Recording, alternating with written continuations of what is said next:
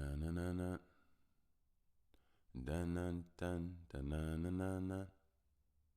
Da-na-dun, da-na-na-na-na. Da-na-dun, da-na-na-na-na. Da-na-dun, da-na-na-na-na. Da-na-dun, da-na-na-na-na. Dun-dun-dun, da-na-na-na-na. Dun-dun-dun, da-na-na-na-na. Dun-dun-dun, da-na-na-na-na. Dun-dun-dun, da-na-na-na-na. Dun-dun-dun, da-na-na-na-na. Dun-dun-dun, da-na-na-na-na. Dun-dun-dun, da-na-na-na-na. Dun-dun-dun, da-na-na-na-na. Dun-dun-dun, da-na-na-na-na. Dun-dun-dun, da-na-na-na-na. Dun-dun-dun-dun-dun-dun-dun-dun-dun-dun-dun. Whoa. Welcome back, gods and goddesses. Don't you just love it? Don't you just love it?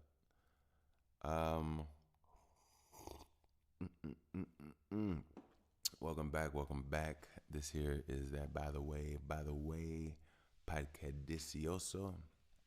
I am your host, Mr. Bush, with the least amount of mostness. And we're here at 170, I believe. 170. Can you all believe it? 170. We're at 170, episode 170. We're doing our thing. I want to give a shout out to my hustlers. Shout out to my day ones. Shout out to my people that's doing what they need to do. Shout out to my people that's breathing deep. Shout out to my people that just an amazing group of people. Yeah, I mean, it's so funny. I was just thinking about the year-end reviews from Spotify when they say what type of listeners, like what you all listen to and stuff like that, and what type of listeners I have, and it's just telling. It's just telling. I think like minds attract like minds. So many ways. Maybe I'm talking to different versions of myself. Man, that's so funny. But I do want to say that off my life force, I emanate nothing but guidance and protection for you all. Honestly, stay on your path. Stay doing what you do. Continue to smile. Continue to keep moving forward. Continue to keep growing. Continue to keep standing up straight. Fix your back. Fix your back. Watch your spine. And yeah, you all will. You'll be more than all right. You'll be more than all right. So, shout out to my hustlers. Let me give my hustlers a clap just for existing. You know what I mean? I want you all to be happy. I want you all to feel appreciated. Honestly.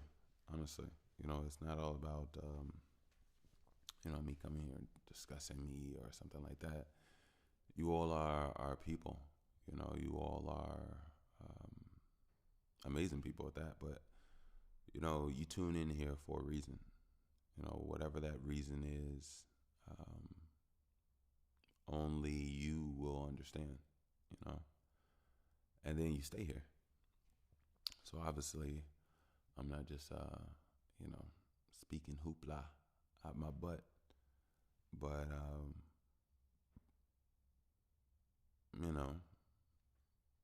finding that version of yourself that knows how to breathe in the fire, be comfortable, relax the muscles in your face, speak from a place deep within your vessel. to move and to not take back or attempt to take back what you said or what you've done. Or, I mean, don't get me wrong, you should be aligned. If you make mistakes, you make mistakes. But, you know. But, like I said, I wish nothing but the best for you all. I want to move on to something else. But before I do, I just wanted to touch on you all. Not touch on you. I understand love. I just wanted to touch on the concept of how you all feel. And, what you all are going through. And that's actually one of the intrinsic things that I enjoy about this pod. I get to tap into my imagination, the image within, and I get to see people that I've never seen before, doing things that I've never seen. And, to just trust the mind, trust the flow, trust the image, trust the energy. It's been a scary yet beautiful thing, learning to trust that inner art that the mind shows. So if I could do it, you could do it. If I could do it, you could do it. All right, new listeners, welcome. I don't know what you're doing. I think it's so dope that you could be doing anything. But yeah, just get comfortable or don't work out. Me personally, I'm not a comfort guy. Only comfort I like to get in is sleep. Outside of that, as long as I'm awake, up, I'm on the strengthening, no comfort tip.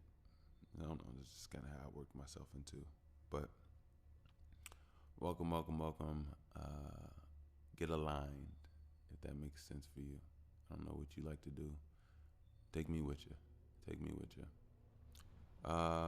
And also, if somebody sent you this pod, they care about you, send them a hug, send them a fruit basket. Nah, they'll probably call you a fruit basket. Yeah, send them a fruit basket. Skip it. See how it says skip it? Yeah, didn't even say that other word, those other words. I mean, don't get me wrong. I'm not trying to pat myself on the back. I can always, slip. But I don't want to slip. I like to get a firm, stabilized, Speaking of stabilized,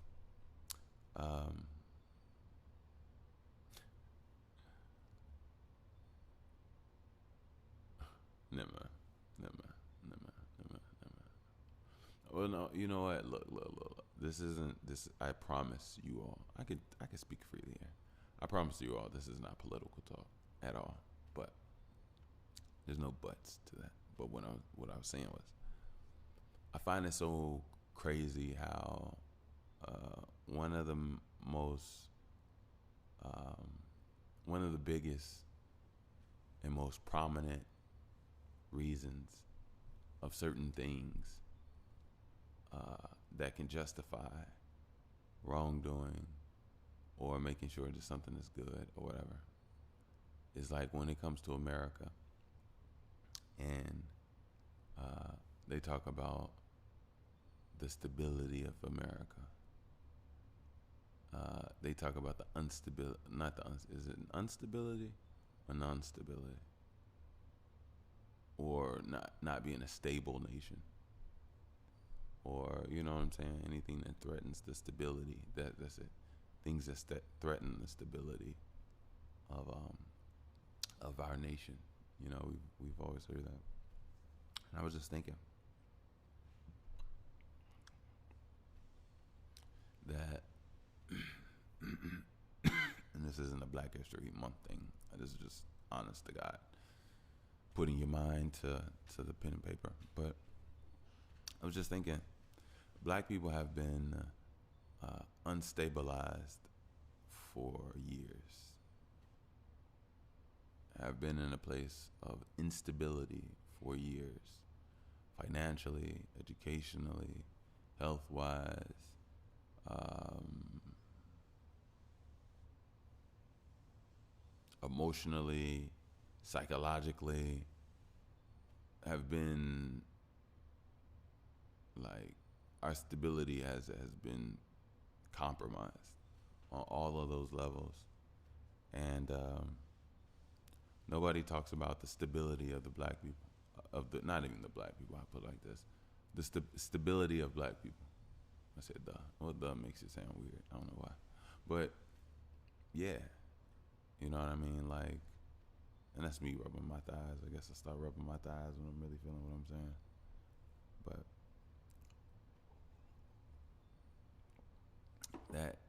that tends to grind my gears sometimes, you know. But I will say, I am not a person that feels saving is going to come from said, individuals or anything of that nature. Saving is going to have to come from ourselves if we can survive ourselves. You know, it's a lot going on. I believe that I would like to have hope, even though there's a lot of factors that, factor in a lot of things. Just the whole instability of the psychology, of the psyche of a lot of people is damaged. You know, the world itself is already in a strange, odd place. We're already living off of man's means in so many ways, and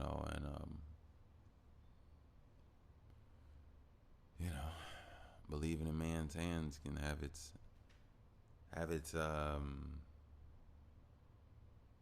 consequences, you know.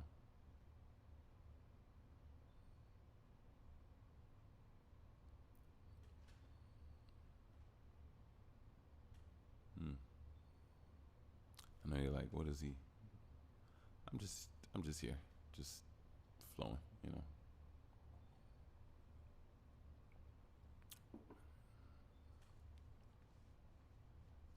I just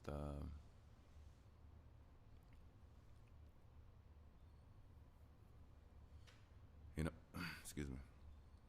You know, sadly, I feel like a lot of us are playing musical chairs without even realizing it.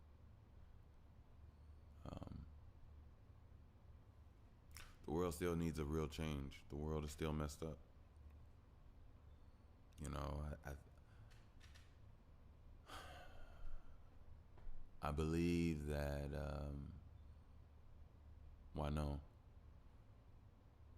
standing strong and standing through certain times. I have a certain dexterity, a certain rebuilding within it that you know I know is, I don't know if it's the first step, but I know it's a part of the steps as far as, you know, saving yourself,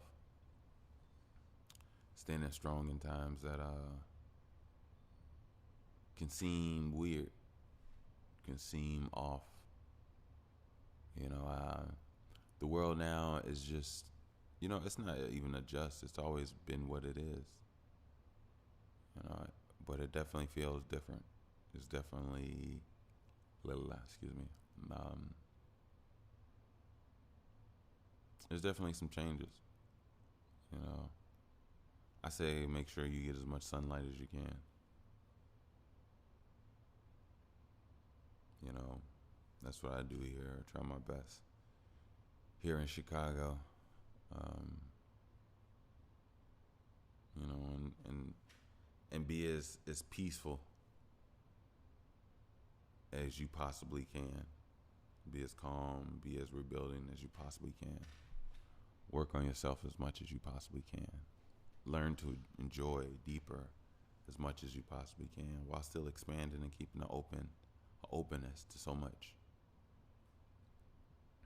You know, that's the most important thing. You control what you can control to a degree. You invest in what you can invest.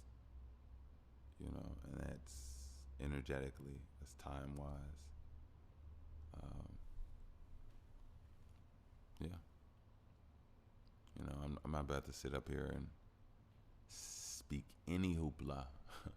Hoopla is a word I think I like. Like we're in some perfect society or world. We're not. I've spoken about how we could be to a degree. You know, but there's so many things that hold so many different things. It's hard to explain. It's hard to explain. I think we have a world that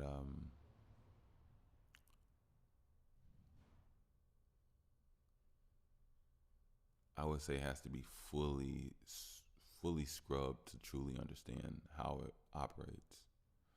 But I would say, but it's hard to say. I was going to say based off what I see,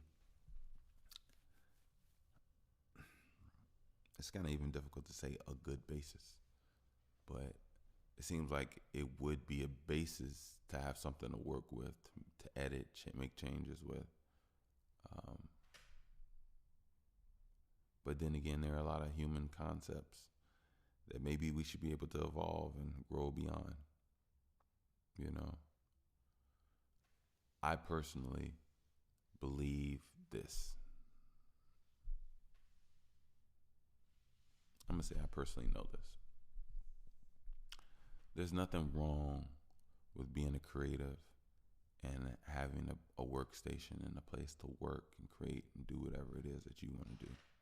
And that goes via music studio to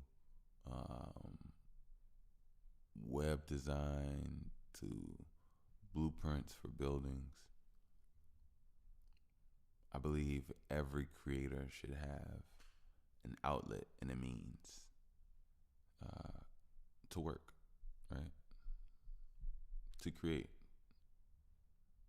Or maybe the word work is different.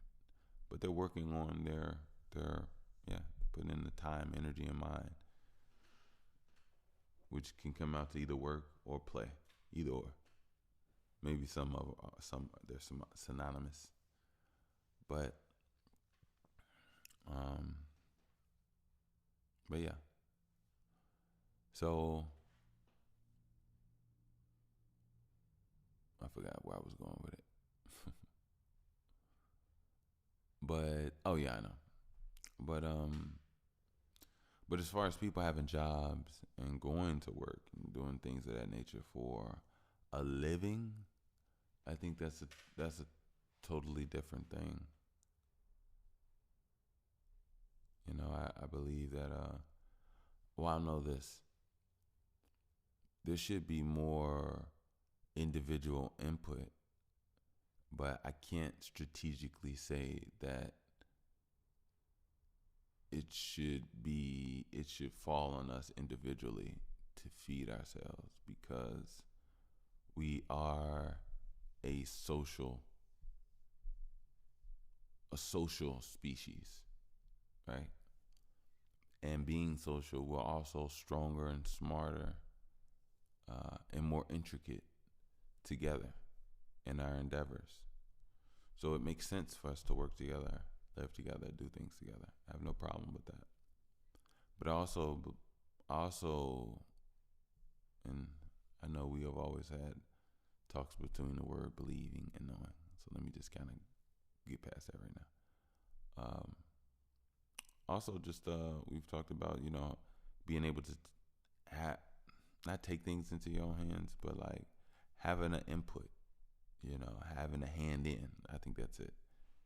Into um, the solidification of a meal. There's nothing solidified shopping at a grocery store.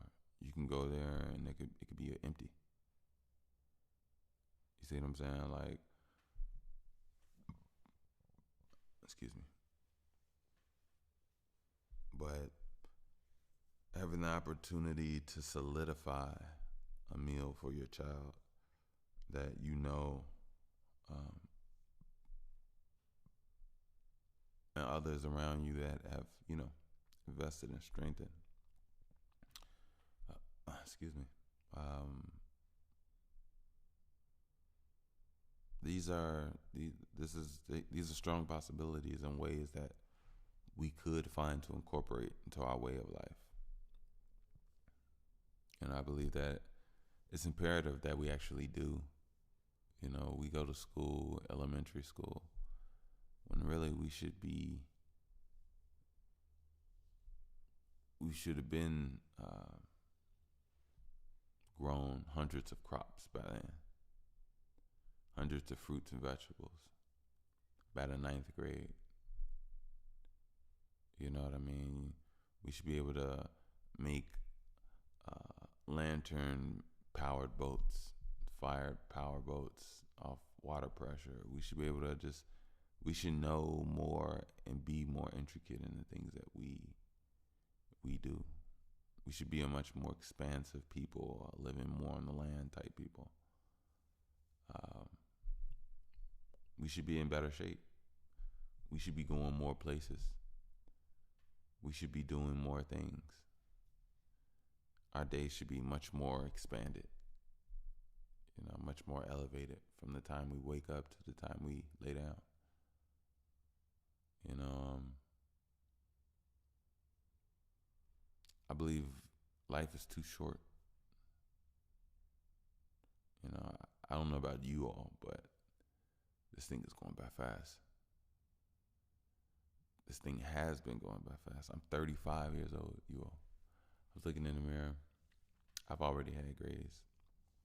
But ever since I cut my beard down, it was like a whole lot of grays underneath that, like, boom. It was crazy, right? And now I have like patches of like grays and I look so much older. But not really though. It's funny. I look like a young older person. Like nothing about my body is looking aged, older, anything. Not my face, my body, my hair on my head, nothing. It's just little grays that are starting to grow more on my beard. And you know, it's just funny. It's funny how time goes. You know, time time goes, you all. I'm telling you, time goes. Just from the beginning of me starting this conversation, time has already given us so much. You know what I mean? So time goes, and you know,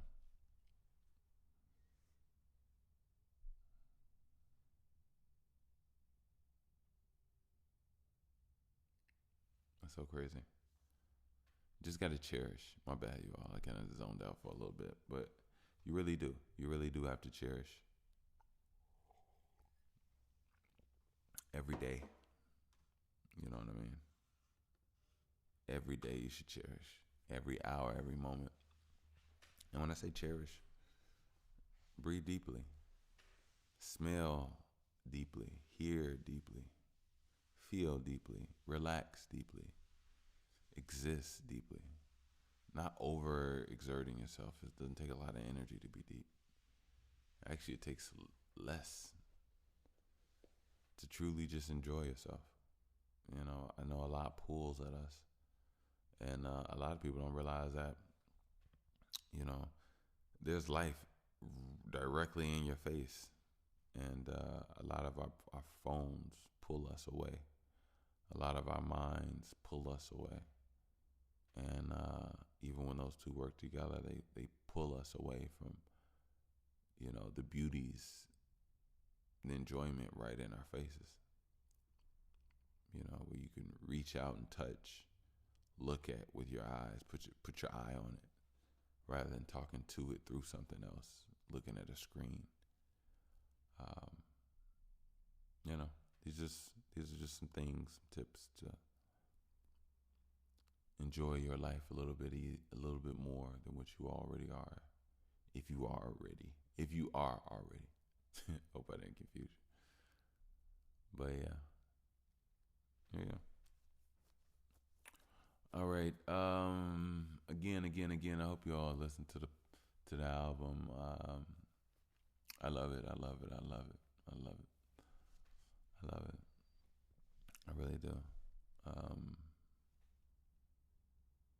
yeah, I really do. Really do. I really do. So many. Sometimes it's like it's so weird when I talk when I on the topic of my music. It's some so much I feel like I want to say, but at the same time, it's not. You know. But look, I am not gonna keep you all. I'm gonna go wet my whistle. I'll be right back. Right after these messages, and y'all be smooth. Pew. Nice and smooth, nice and smooth. You know how to do it. You know how to do it. It's like I'm like a podcast teleporter. You know what I mean? Like you don't believe me? Watch this. All right. And like that, I am gone. Pew. See, you see what I'm saying? It's like, hey, once you get these abilities, you'll understand what I'm saying. But hey, anyway, I'm literally just messing with y'all. It would be dope though. It will be. You know what? All right, let's be honest. Let's be honest. Black people deserve teleportation simply because of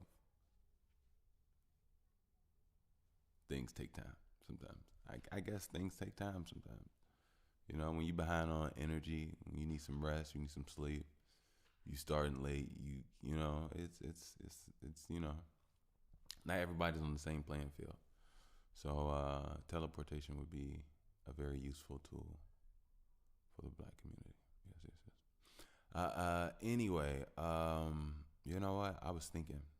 I'm always thinking, but I got some good sunlight, and you know, I just got envisioned, got empowered with some things and some downloads and some just inspiration. And you know, if I can tell you all anything, you know, enjoy your life. Whatever is right there in front of you, enjoy it. Yeah, I'm not saying you gotta turn the pot off. You could if you want to. It's up to you. Who else is gonna say turn my off so you can go live your life? I don't. That's actually I think you could do them simultaneously. The same. I mean, some things take their own mindfulness. I agree, but enjoy what you're doing, and don't. And it doesn't mean that you can't. There's some people that know how to enjoy what they're doing with a pod. Trust me. Not everything is a social thing. Um, you know, but hey. But I wanna flow it up a little bit. Let me see if I can flow it up a little bit. Um, I don't wanna. I wanna. You know, this is what I'm gonna do. I'm gonna treat it like a flow. You know what I mean? I'm gonna talking into it. You know, I'm gonna talking into it. Here I go. Mm, mm. Here I go. Mm.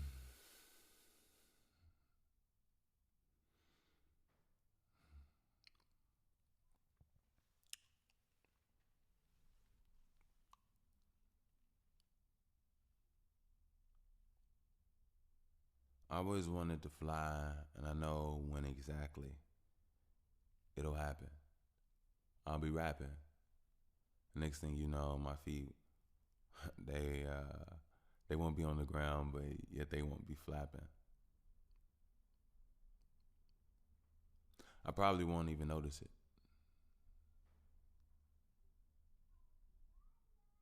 I probably say something stupid like, "God, I know you ain't on no bogus shit, but what would be bogus? This is all that I wanted." You know, gave me a token lip, all that I blunted. God had an abundance of gifts and a whole nother room that he was about to open up. So, in order to go and get his key, he handed them to me and said, "Hold this." I'm like, who is God? You know what's so funny? This is so funny. I hope that I could rap this like a bunny hopping on the thought that is running out of me. Why I say that, I wanted something, and I wanted something from something, and that something was God. And I put in time, and next thing I knew, I became what it was. And me and what it was infused as in one. I became the power to generate what it was that I want. Next thing you know, I looked, you know, and I saw I could do more, be more, create more. So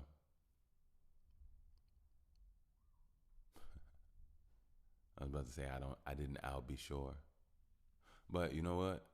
I'll be sure to always improve on every aspect or game that I ever lost, moved in a way, not a failure, just a way just to tell me that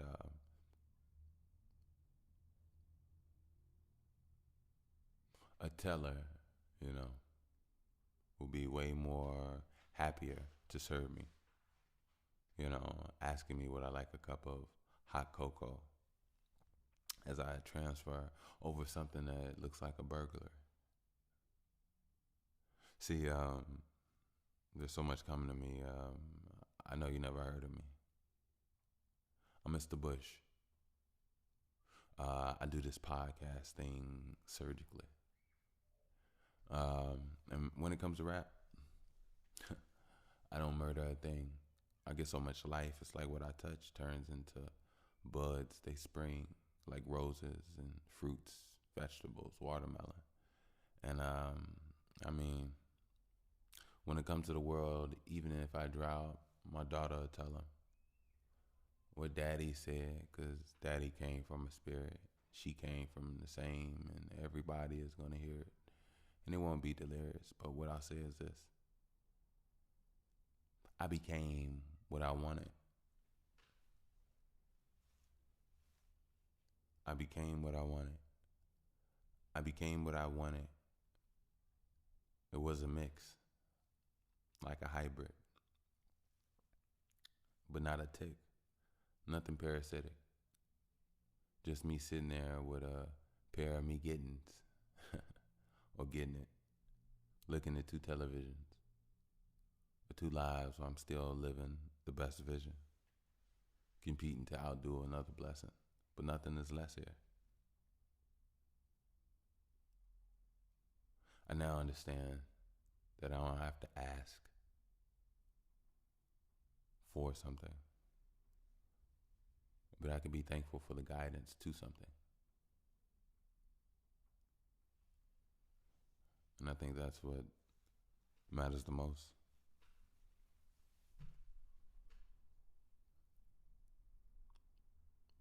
You know, I like rapping, but sometimes it's not as it's not as heavy, meaningful as I guess my poetry could be. If this is poetry, I don't know. Sometimes I'm just talking, but you know,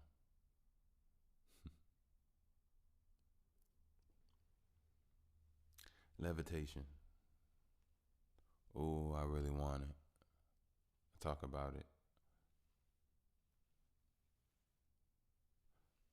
Levitation. Oh, I really want it. I talk about it. My dreams.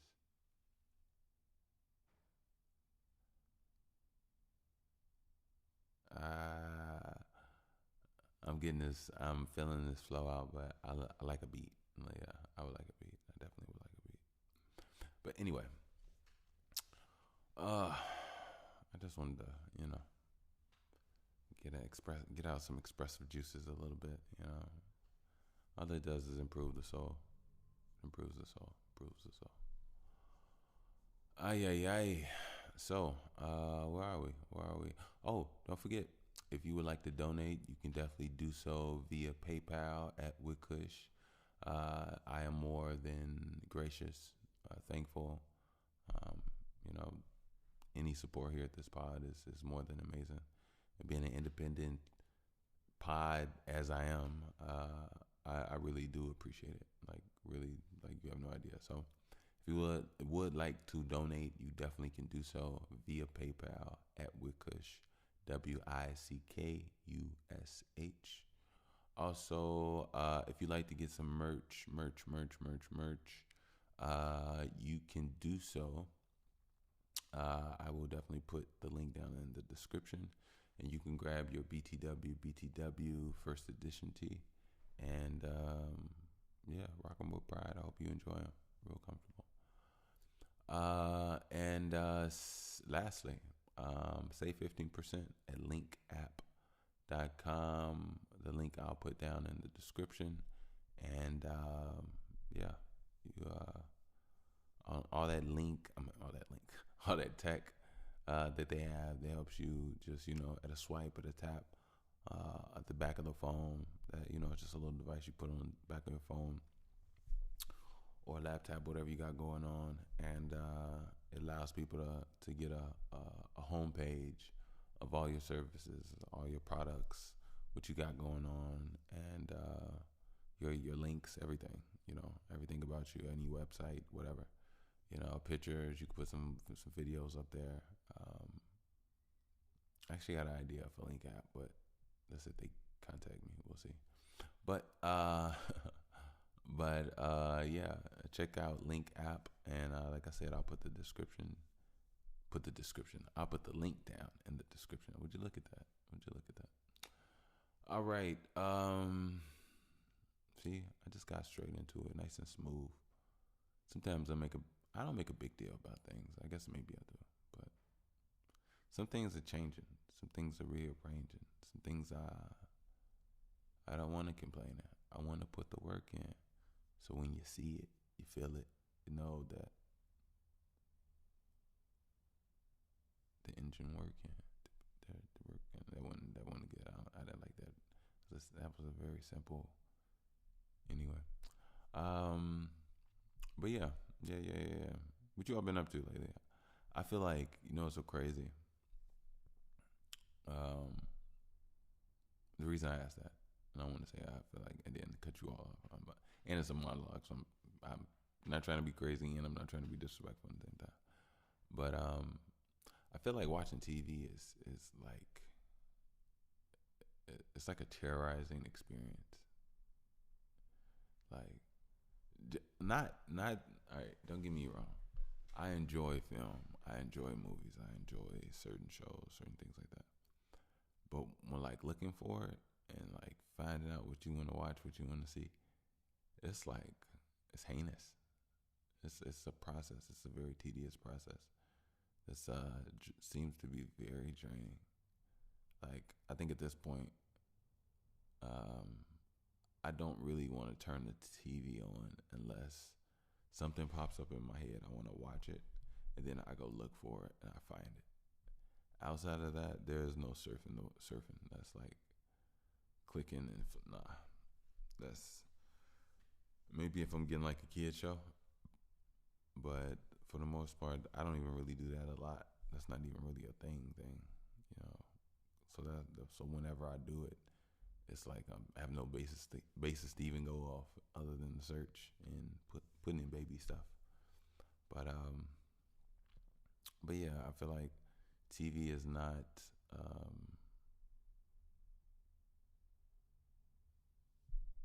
It's not. I don't know. It's not even that it's not anything. I just think that it's draining to look for something to watch sometimes at those certain moments. But hey, who knows? Maybe it's just me. Maybe it's just me.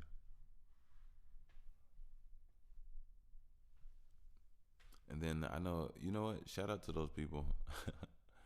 There's some people that just watch anything, any and everything, and they're satisfied and happy with it. And that's something. That's something that I admire. I don't want to say that I'm jealous of. I once noticed this way before, and it was something that I wish that I had, but not in an envious, bad, hateful way. But shout out to those that find happiness and what they find happiness in, as far as like being able to watch just almost anything and be okay with it. I think that's pretty.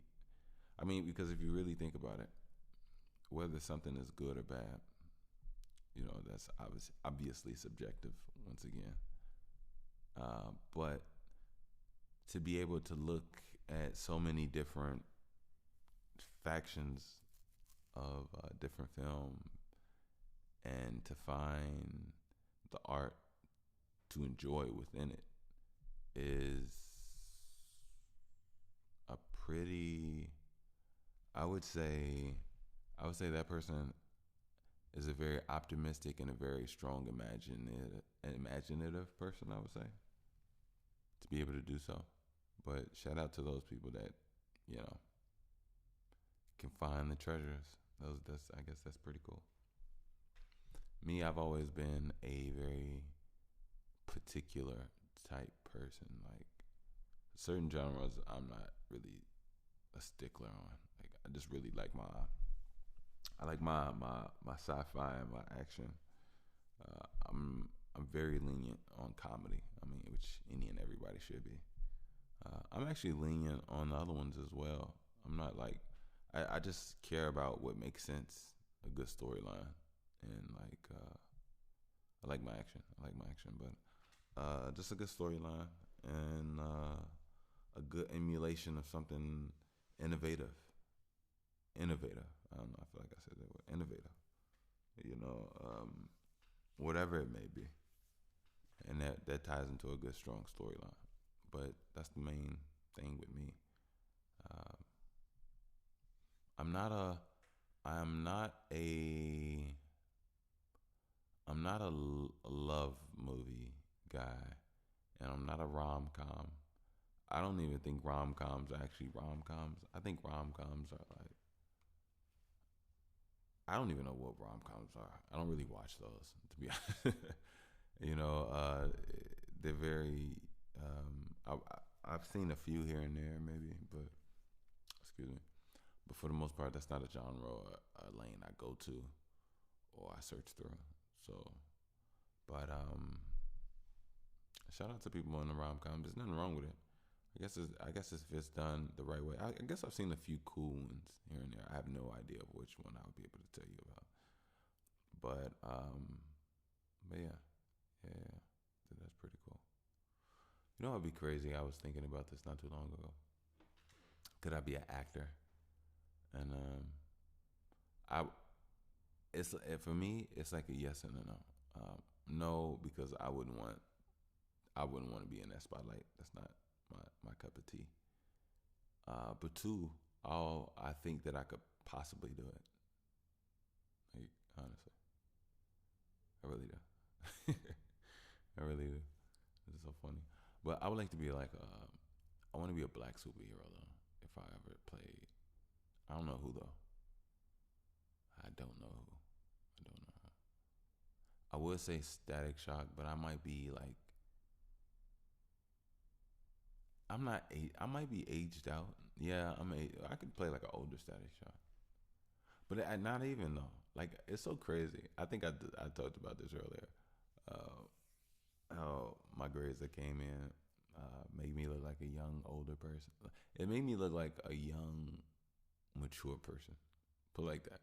I think that's. And I'm not trying to trust me by all means. I'm not trying to be like um, talking a certain way or whatever.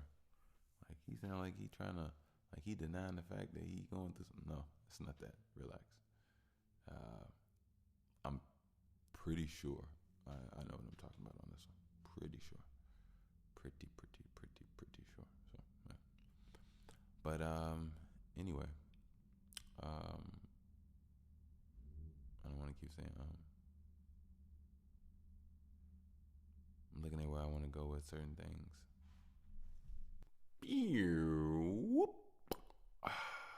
Hey everybody. So, actually, I had to stop recording. It's actually been. So look, that's what everybody needs to understand. This should probably just be a new pod. Yeah. Should it be? No, I'm gonna keep going. I'm gonna keep going. So look, I was actually gonna come out like normal.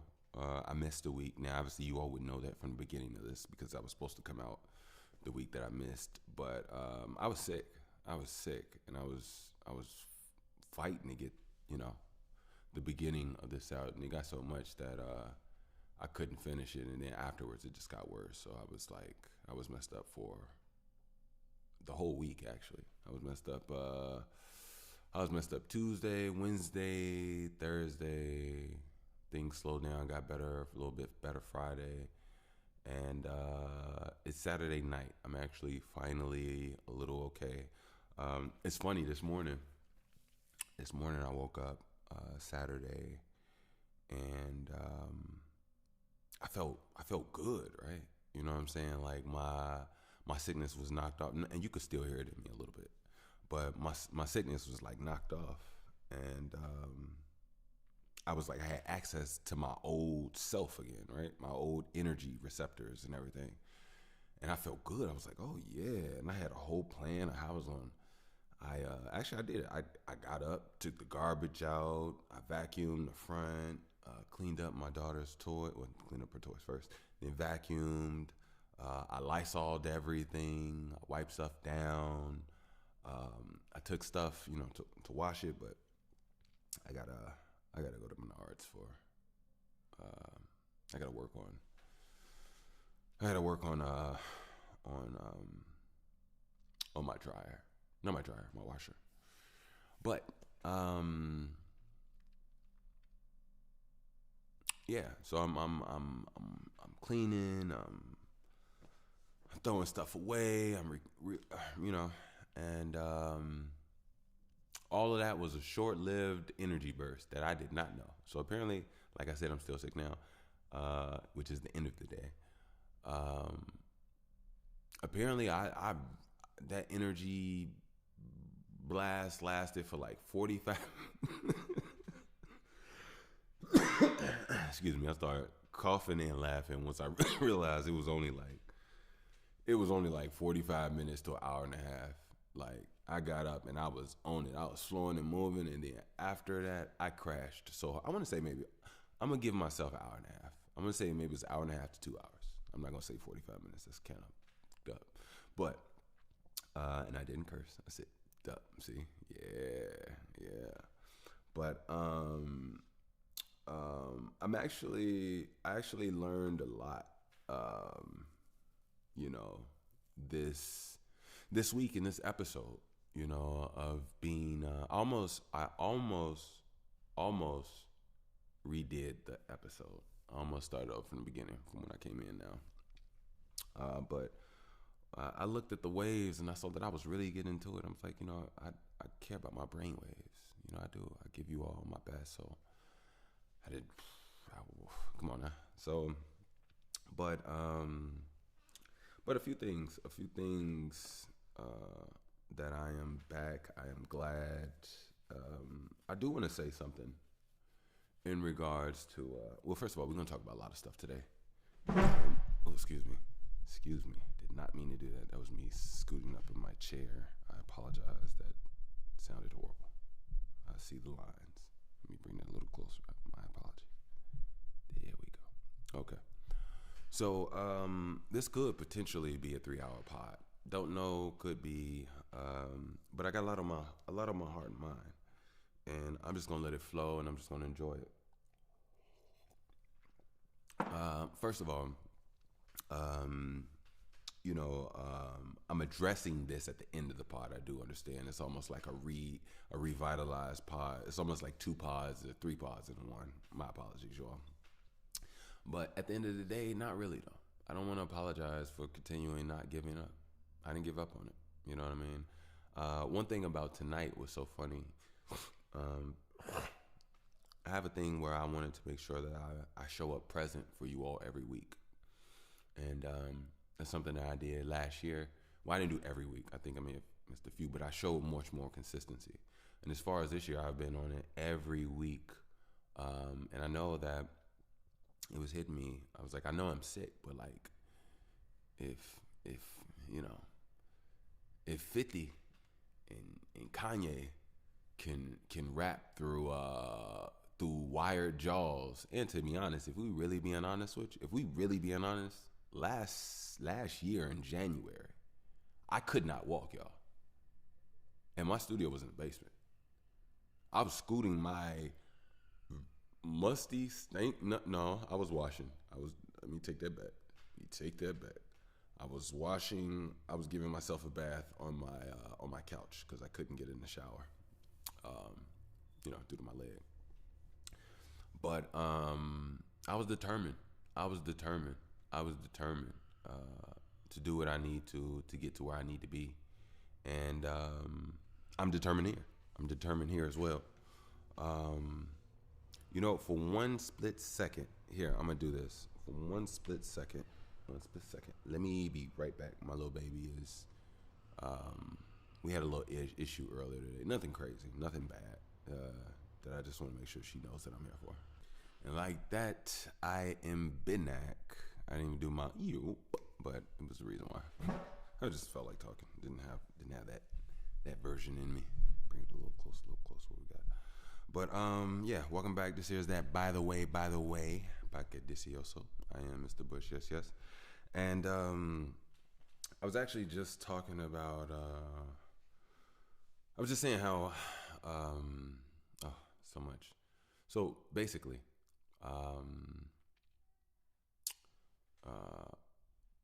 I'm glad just now I had the opportunity to wipe my baby's nose.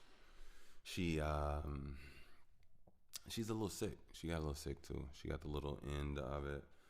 We all got sick from our mother, but I think I may have gotten her sick. I'm not sure. I think I got her sick though. Mom got me sick and I got her sick. Which sucks. But my baby, she's handling. She's doing very well. She has a runny nose, so went up, cleaned her nose. She doesn't know how to blow her nose just yet. Not all the way. She could do a little bit of something, but she doesn't do it efficiently. You know what I mean? Like, so yeah. But was something I was gonna say. Oh, I know what it was. So one of the reasons why one of the reasons why I said what I said, as far as it was really important for her to know that I'm there for her. Today I did something that I've never done as a person and as a parent, and I didn't quit on my child, but I did something very close to the point I didn't even like it, and I'll never do the shit again. And it almost ate me up inside. And it makes me okay, let me slow down. It allows me to understand the journey of growth in the different levels of life, right? Point blank saying, number one, my parents abandoned me. So I do not want to abandon or give up on my child in any way. And I'm not, and I haven't, okay?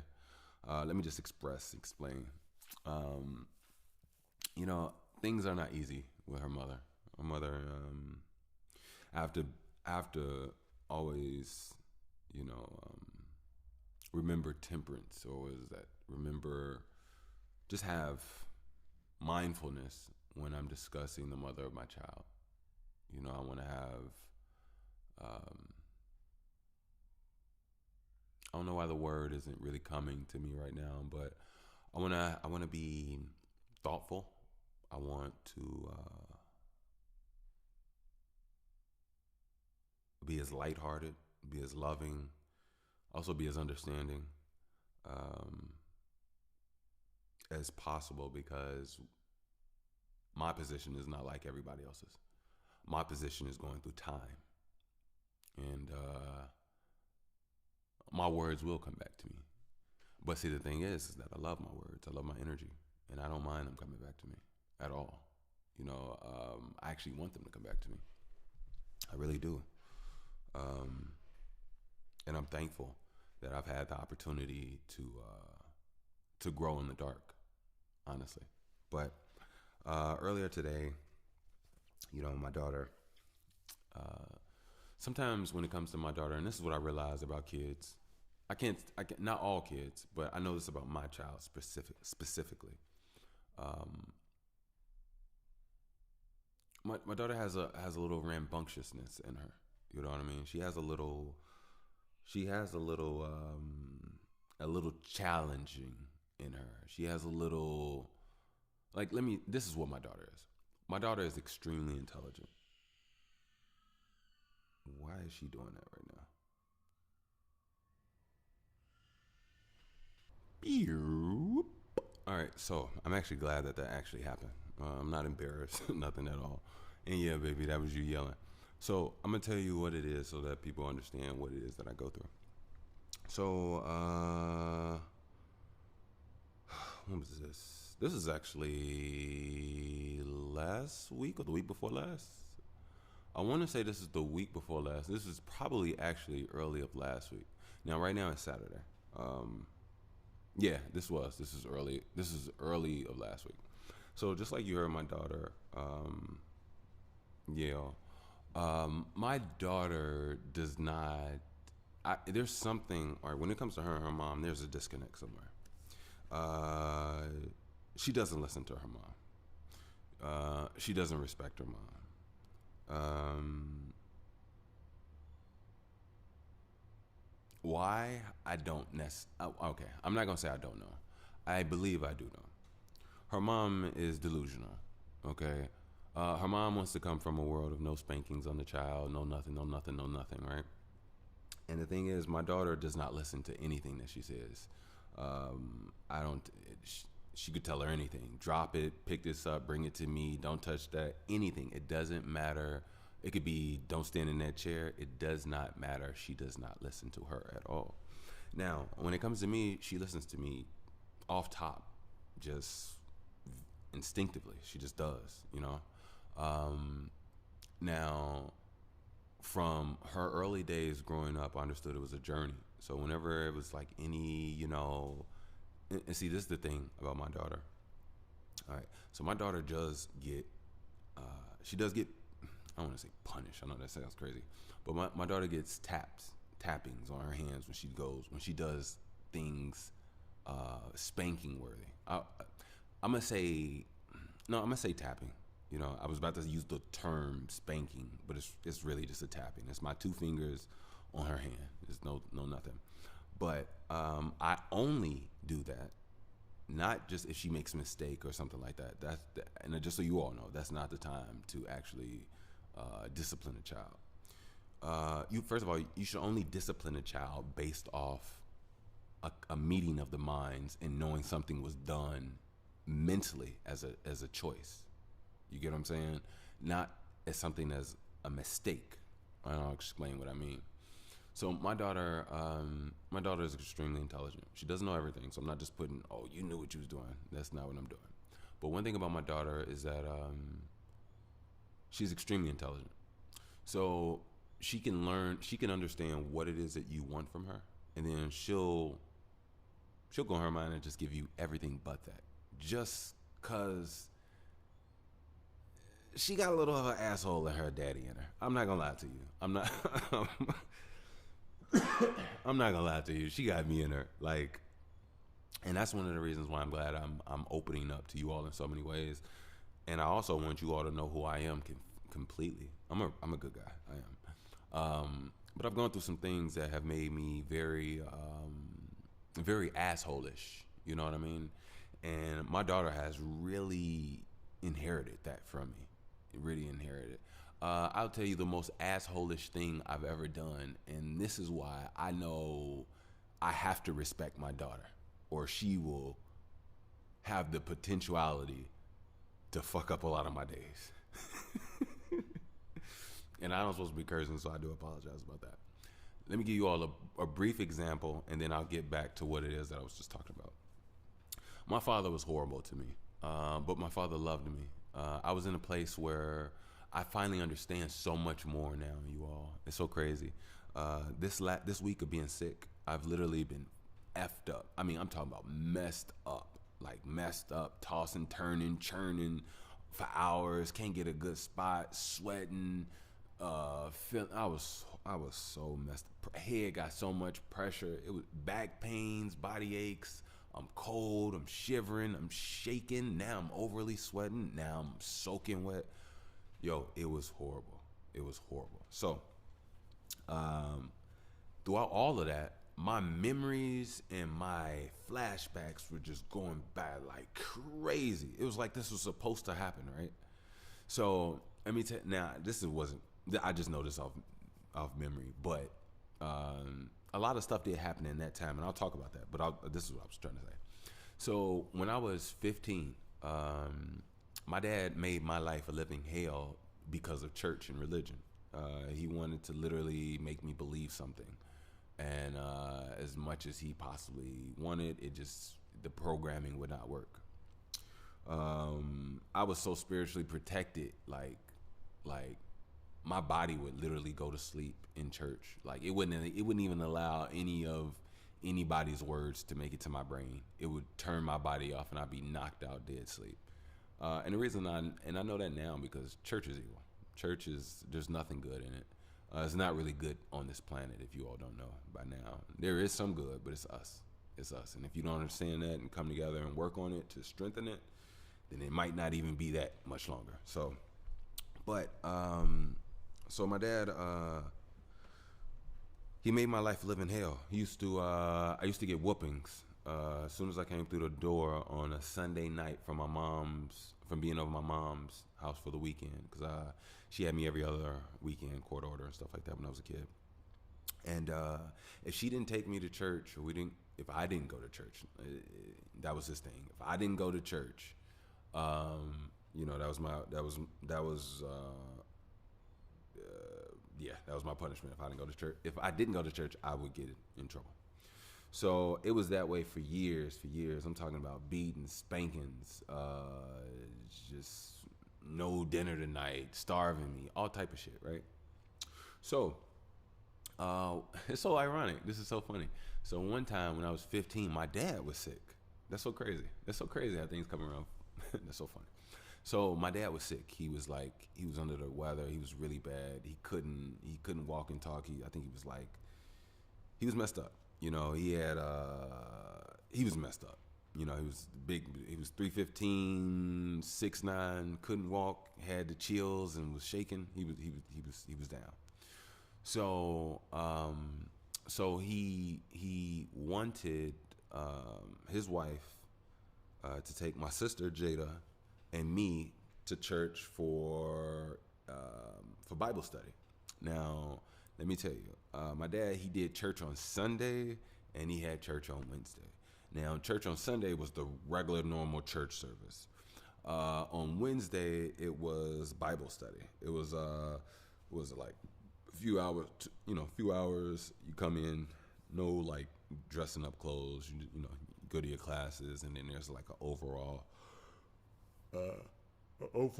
everybody like congregational service, right? So my dad beat my ass. I was vulnerable, weak little bush. Couldn't really do much. But the only thing I had was my smart ass brain and a fire in my heart. So, you know what I did? When we went to church that night, when my dad stayed at home and we went to church, there's a moment where you can go up and you can have a prayer, or you can request to have say something to the congregation. And I decided that I had something that I wanted to share with the congregation. So as you can feel the buildup of the assholeness and the suspense. So I went up there. There was a few people before me, and they got up to me. And now this is what's so funny. So I lived with my mom until I was 10. When I was 10, I went to go live with my dad. So at this point, everybody in this church, I think we've been there. We had moved from the north side because I believe I was in 8th grade at the time. I think I was in 8th grade. I could have been wrong. I could have been freshman. I was either a freshman in high school or I was in 8th grade. Something tells me I was in 8th grade. Yeah, something tells me I was in 8th grade. But anyway, so, so mind you, everybody at the church knows me as my father's son, and everybody at the church knows. Okay, I never gave you all my personality of how I am in church. Okay, so I never wanted to be there. That was the overall antithesis energy of me at any given point. I didn't enjoy it. I didn't like anyone there. There was only 2 people that I thought was pretty cool. I thought it was pretty cool to see my uncle sometimes when he would come to that church, my dad's brother. And then there was a girl that I liked. Shout out to my friend Paris. And me and my friend Paris, it was weird. It was like we liked each other, but we were friends. But we also appreciated each other's just company at the church because maybe she messed with some people there. I didn't. I ain't mess with nobody there. Anyway, so the whole thing is people don't know me for anything other than being very quiet and getting up out of there when it's time to get up out of there. And also this, people know me for literally head back, dead sleep, mouth wide open, in the pews, like during regular church service. So if they ever saw me, that's what they saw of me. They never saw me talking. They didn't see me doing much. Look, I was the type of this. Look, when church was over, I would go to my dad and I would ask him for the car keys. And I would walk past and through everybody. I would go and sit in the car. I would let him and his wife have all the conversations that they wanted to have, with sister this and brother that. Nigga, I'm in the car. I ain't got time for none of this. That's just how I was. I'm sorry. And it was a few people there that was cool, but not really though, because all the dudes that were my age were brainwashed into being these servants, and they were trying to be like grown men, but they were trying to be ushers, and they were trying to be God men, and they were trying to be. It's like, bro, y'all can't just be yourselves, cause like this ain't even real. Most of y'all gay too, so it's like, what are you doing? I don't know. I'd let it go. So I didn't vibe with none of them. That just wasn't my stilo. But anyway, let me get back to what I did. So I had to give you that thing so you know the energy of when I stood up and I started talking. Now, I'll be honest with you, I don't remember exactly what I said, but what I do remember is this. When I was 15, that was around the time my voice that you hear now is starting to come through.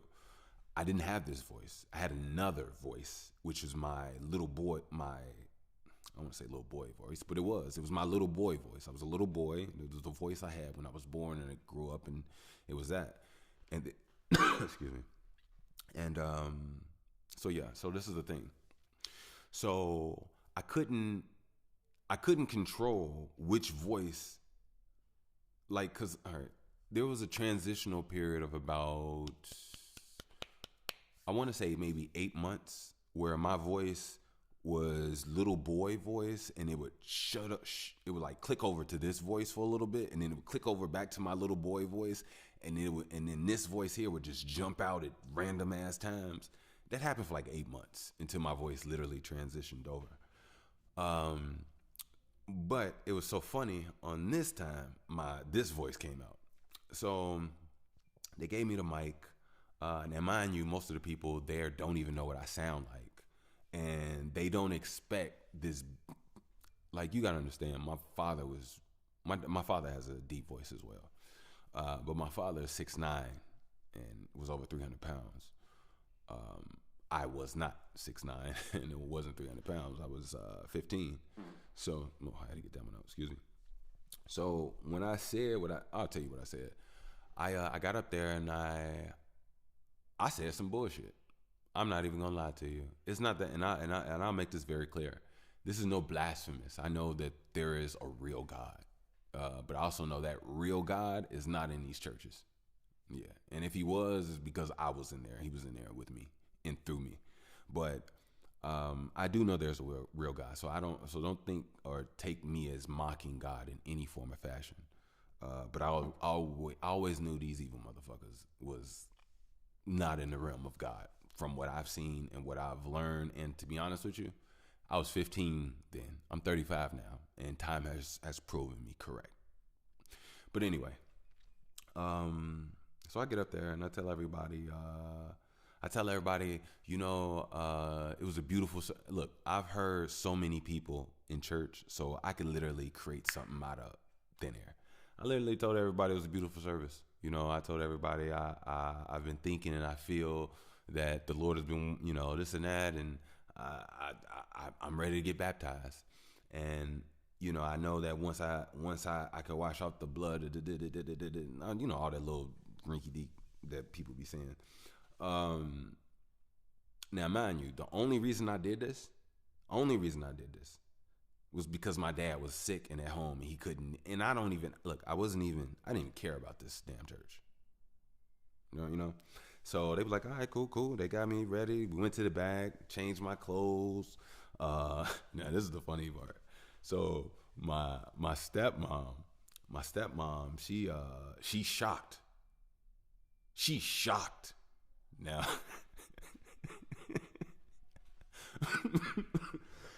oh, excuse me. Oh man, y'all. So my stepmom, she's shocked.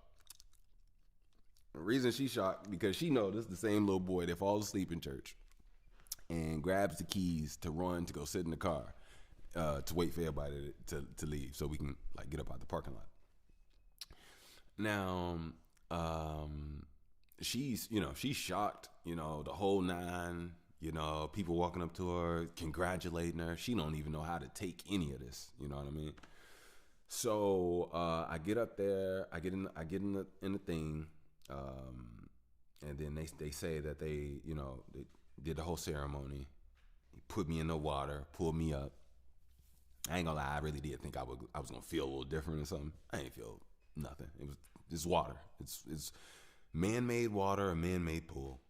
If you've been into a hotel, it's the same goddamn thing. Anyway, and I'm not trying to say. Let me take that back. I don't want to seem like I shouldn't say goddamn in a story like this where I'm not mocking God, but it's looking like it. Just please understand me. I hope y'all got emotional intelligence on this one. And I do want to emphasize, the real universal creator, the one that is guiding me and keeping my daughter safe, keeping you all good, doing what could be done in this realm. I'm fully aware and acknowledging of that force and in love and thankful of that force. But also know there's some false forces out here that aren't even forces at all. But anyway, I just wanted to say that because some people hear church stories and just don't know how to really truly take it. And the reason I say this is because a lot of people today, I realize, don't know how to listen and also don't have emotional intelligence. Like they'll hear a topic and then they just get offended and angered. And it's like, bro, are you fucking listening? Like why do you do that? That's exhausting to be that dumb. Like your dumbness is making you lose energy. Energy could be used for intelligence. Intelligence could be used for creation. Creation could be used for a whole nother perspective. Like we have to anyway. That's neither here nor there because it's people's minds. You never know. But anyway, so she didn't know how to take the love and the congratulations. One thing I do know for a fact, I used to hate it. I used to hate it when people used to walk up to me and say, your mom, or I saw your mom, or your mom said this. I corrected everybody every time. That's not my mom. Like every time. And you know what's so funny? And one thing I like. Okay.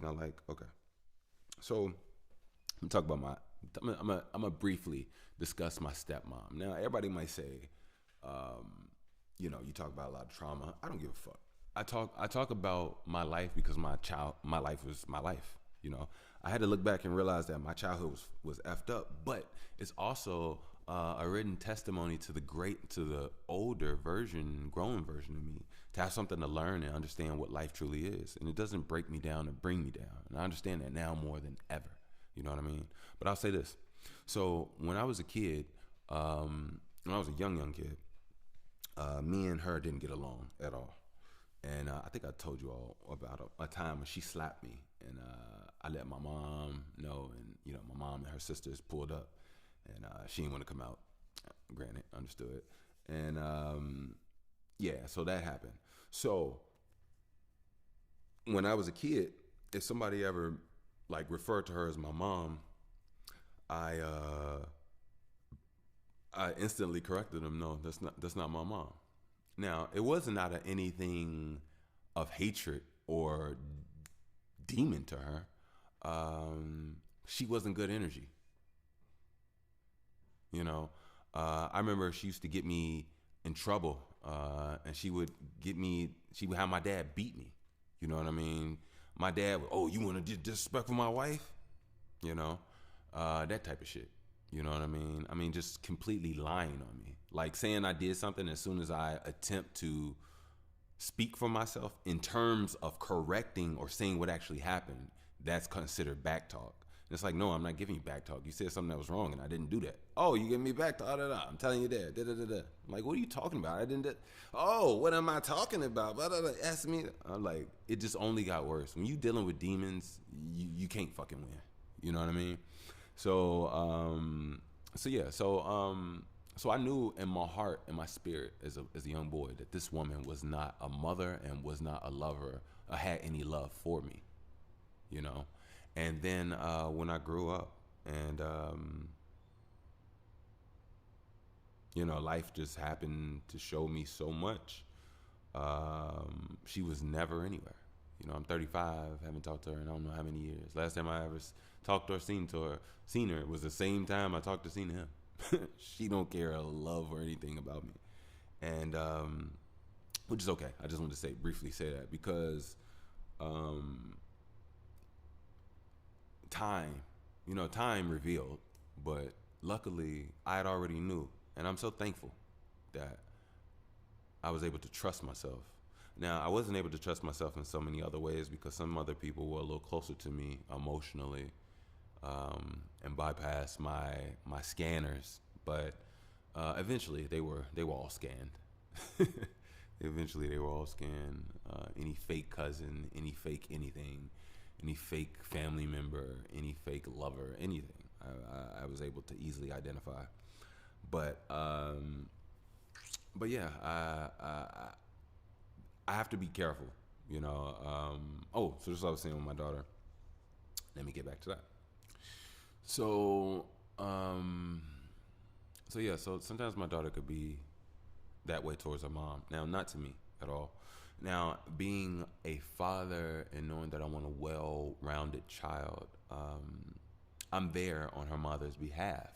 But I also know that I cannot keep doing that because they're going to have times where they need to understand how to come to a medium without me being there all the time. My daughter can't only respect you in my presence. My daughter should be respectful and nurturing as who she is in a controlled manner. But this is the thing. Her mother is horrible. Her mother is horrible in a way where it's hard to, and I shouldn't say horrible, but she has horrible parenting skills that make her a very horrible person as far as a parent.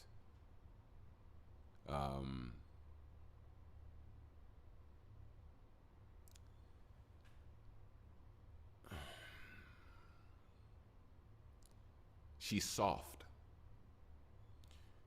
Her mother is soft.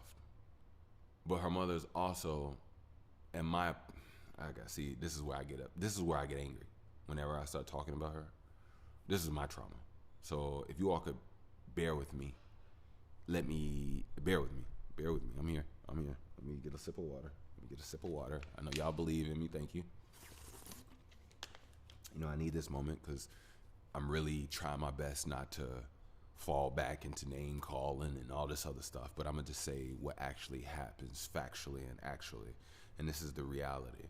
The reality is that whenever I have to step up and I have to meet my daughter at her disrespect from her mother, um, most of the time it just goes great. There's no problem. She just does what she's supposed to do.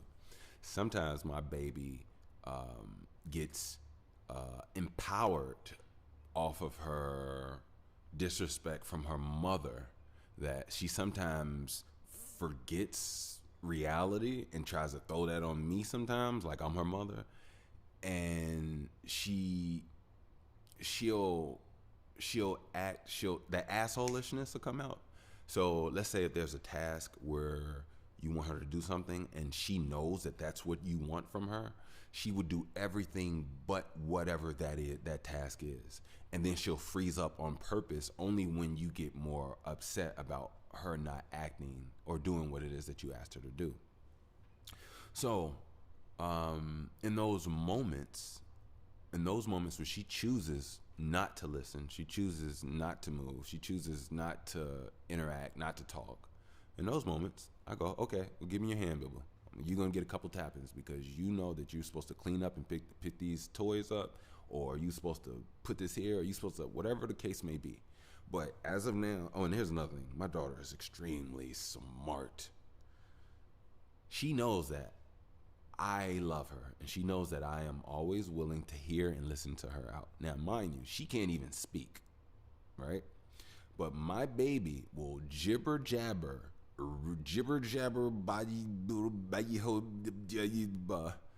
will do that to you like a Jedi mind trick to get out of whatever it is, because she'll put it in the term like she's explaining something to you. You don't know what she's saying. You might pick up a few words every now and then, and they not even words. They just sound like they started off like a word, but it ended like a whole nother her language. So she's really good with that. She's really good with that. But the thing is, with me, it doesn't work. It works on everybody else, but it doesn't work on me. And the reason why it doesn't work on me is because me and her have like minds. Like her brain is my brain. Like she's operating off of my operation. She'll create new programs and outlive me and everything, and take my mind and everything to a whole new place. But the basis of where she's coming from is my mindset. And she's so smart, but she's so beautiful, and not just physically beautiful. She's beautiful mentally with what she does. Like, my baby, she's gorgeous. But sometimes she gets into a rambunctious thing when it comes to her mom. So her mom freaks out like she's being like, picked up the baby, threw her to the wall in the bathroom, threw hot water on her, ripped her clothes off, jumped in the time machine, paused some YKK members and just asked them if I could borrow their whip 1 second, grabbed their whip, hopped back in my time machine, came in the bathroom, just went all crazy and gave 50,000 slashes to my daughter, and hopped back in the time machine, went back to the KKK, like, thank you for this whip. I appreciate it. I appreciate you for letting me use your whip. Then I got to go. Now I can get back in my time machine, came back. That's what she act like I damn near did, right? So, excuse me. So what, and I'm only saying this because earlier I said that I did something as a parent that I will never do or say again. So after that, during that time, her mother was actually going to go take her dad out. Her dad's an elderly guy, stroke survivor and everything. So she was going to take him out for the day, and yeah, she was going to take him out for the day. So while now, mind you, I didn't tell you about how this interaction went specifically, detail to detail, but basically it was this. I called her to me the first time, and that was to talk and let her know that what I needed her to do, because she wasn't doing it.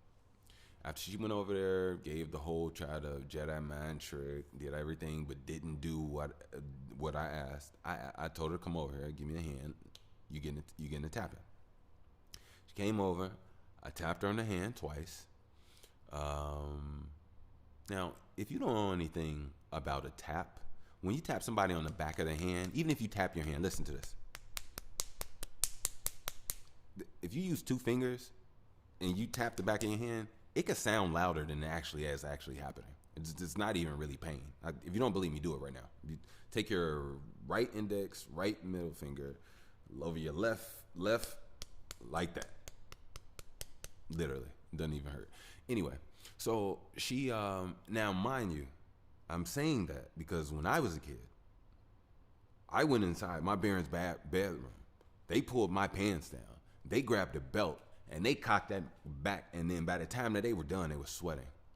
You get what I'm saying? So this is what are we talking about here? Anyway, so she doesn't understand energy and communication. So she goes into a whole, oh, why'd you have to do that? Now, what do you think? How do you think that affects my daughter, who was literally just understanding and learning that she made a mistake and that she needed to actually do what her parents said? Now she's giving into the weakness of the weaker parent, and now she wants to cry and be absurd, and she wasn't even just doing that a few seconds ago into this person who doesn't even support you, but yet it's a lopsided, stupid parenting thing. And that's why it's so weird. I hear so many people say, you know, I hear him say so much about so much, and honestly, at the end of the day, you cannot parent with a person that is not on your team. You can't. You just can't. You just can't. So today that made me say, you know what, just go. Because over time, all right, let me take it back. When she went there, I started to bring up what happened last week, which I'm actually about to talk to about right now. And she goes, well, that's not because, man, it's so hard to explain. So I said, this goes into the same thing about we go through this. This is what I said. Something to the fact that you give off this negativity of this weakness that is absorbed into our daughter. And every time you do this, you exacerbate and blow up these moments where she is supposed to have an actual lesson and learning. And she doesn't do this stuff with me. She only does this with you. You all literally just heard her crying. I just went upstairs. And she did it a few other times and nothing was happening. I went up there, had a conversation, told her, like, baby, you don't have to act like this. She looked at me and like, okay, daddy. But when she sees weak, she's going to terrorize it. And that's what she does to her mom. She terrorizes her because she knows that she can, right? And it's not that, and her mother is not, has no backbone. So she'll sit up there for 10 minutes telling her to sit down, 10 minutes to, like, what type of black mother is this? Like, I ain't never seen no shit like this. Like, my mom, look, y'all don't understand. My mom barely could curse. When she cursed, you knew that you're not a cursor. My mom was in church every Sunday. My mom would whoop my ass. Do you hear me? Or do you understand what I'm saying? Okay. So yeah. Anyway. But so yeah, I tell her that exasperates. So let me tell you what I meant by that story. So about a week and a half, 2 weeks ago,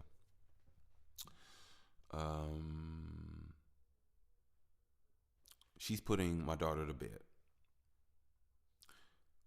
Now, let me give you an understanding of what it is when my daughter goes to bed with me. When I take my daughter to her bed, I give her a bottle in the bed next to our bed, next to her bed. She has a bottle. Well, before the bottle, she gets a diaper changed. She has her bottle. I pick her up. I put her in bed. I take her covers. We do a nice little flappy thing. She likes it when I flap her covers over and put them down on her easily.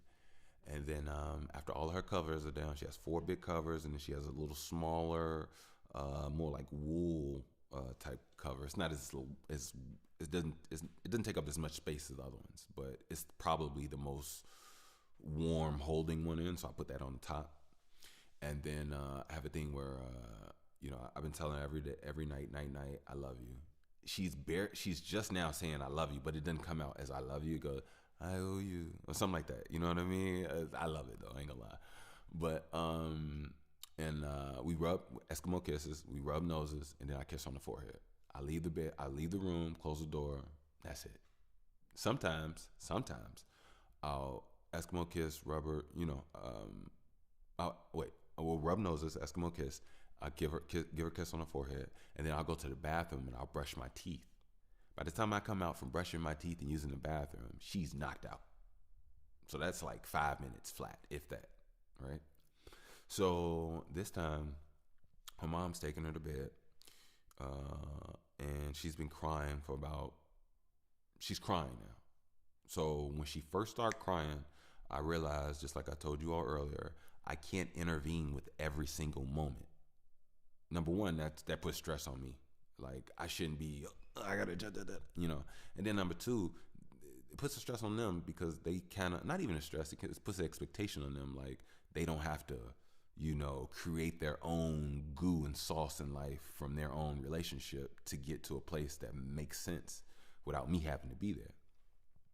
So I decided to let them have their, let her cry, let her mom repeat herself. That went on for 15 minutes, and things went in a worse bad direction. They only exacerbated and got worse. My baby's eyes got swelled up. She got worked up. Shirt drenched. She's maniac now. You know what I mean? In all honesty, I probably should have gotten there earlier to diffuse her from going that route. So now I'm like, okay, things are getting worse. I need to go up there and make some changes. So I get up, and so much happened that night.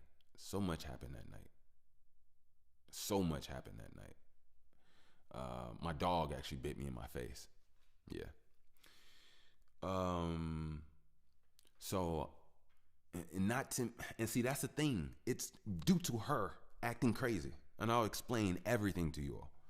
So I go upstairs, and this is when things are getting fuzzy, because I remember I was up there one time. No, I was up there twice, because I left after she tried to tell me that she's handling it, and I noticed that I was starting to get like upset when I was talking to her, and she's not a good person to talk to for me. Me and her probably shouldn't be even interact. We don't do well together. And that's why I'm completely quiet and everything. It's so crazy. But anyway, there's this. So I leave. Not leave. I come back downstairs.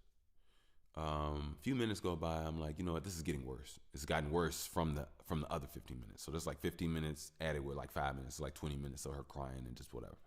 So I go up there. Now I'm like at the point where I'm just gonna take everything in my hands, right? Now the thing is, my daughter is worked up beyond comprehension. You know what I mean? She's at the point where like she's not able to actually hear me. You know what I mean? She needs cool air. She needs to be rocked. She needs to be talked. She needs to be moved around, right? Now, in a calm mindset, I would have saw that that's what she needed. And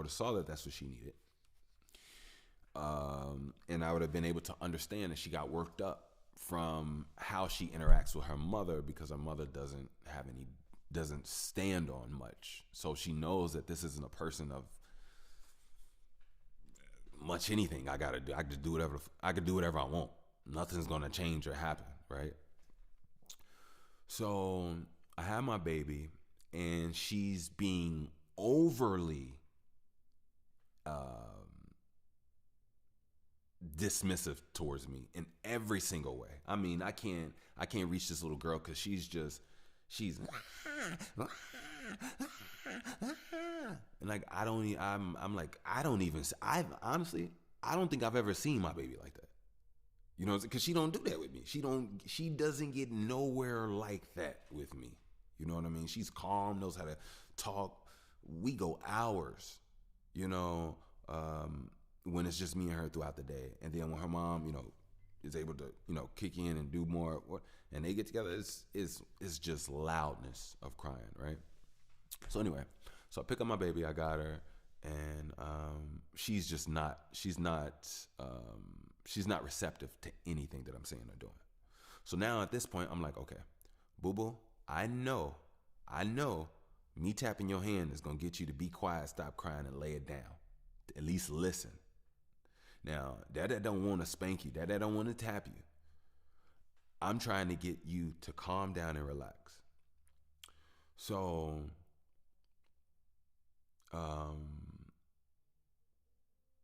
I'm trying to calm her down. So at first, I never tapped her. So then I'm like, all right, cool, boo-boo.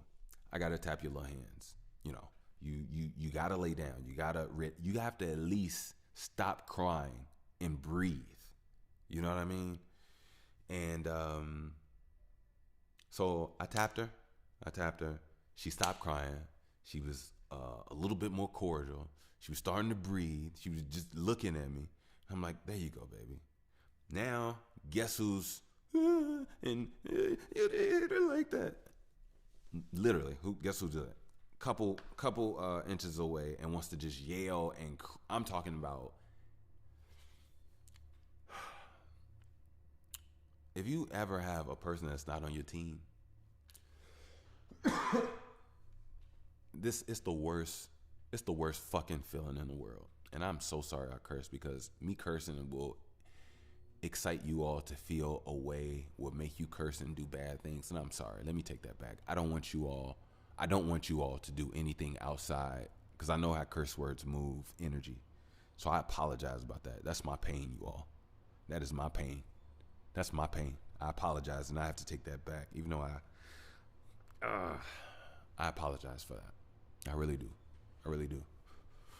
But it hurts, and it's sucky, you know. And it's not anything I'm gonna cry. It's just something that gets my emotions going, because, you know, when my daughter does something to her mother that's unsavory, not worthy, I'm not gonna say not worthy, not acceptable, I step up on her behalf. I don't get that same, you know, but I trust me, on the next one, I will have the right partner. Anyway, so here she is, screaming and crying, and I'm like, and I'm at her, telling her, could you please be quiet? Because now she got the baby crying and yelling again, and now she's just, you ain't my daddy. I'm talking about just being stupid for no reason. She's just fighty, just negative, just going, just whatever, right? Guess what all right, so at that point, I'm yelling at her, could you please shut the up? Now, mind you, I asked her to be quiet up until this point numerous of times. Now it's like everything is elevating. My baby's crying and yelling. She's crying she's crying and yelling because she's messed up inside. I'm literally getting this baby down. You're making things worse. I'm trying to de-escalate you so that our child can be okay. You're yelling at the fullness, having a fight for no reason, to the point where I tell you, please shut the up. My daughter's really right here. You're affecting her. You're like, why can't you just stop? Bro, it was horrible, Joe. It was horrible. I'm not gonna lie. I'm so glad that my dog slightly bit me in my face. The reason why is because of this. As I'm sitting on the bed, kneeling over to my daughter's crib, her mother's in the bed, just literally to my right shoulder, like a foot or two over. I'm talking about just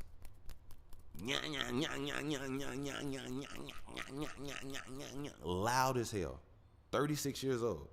Can't control herself like nothing.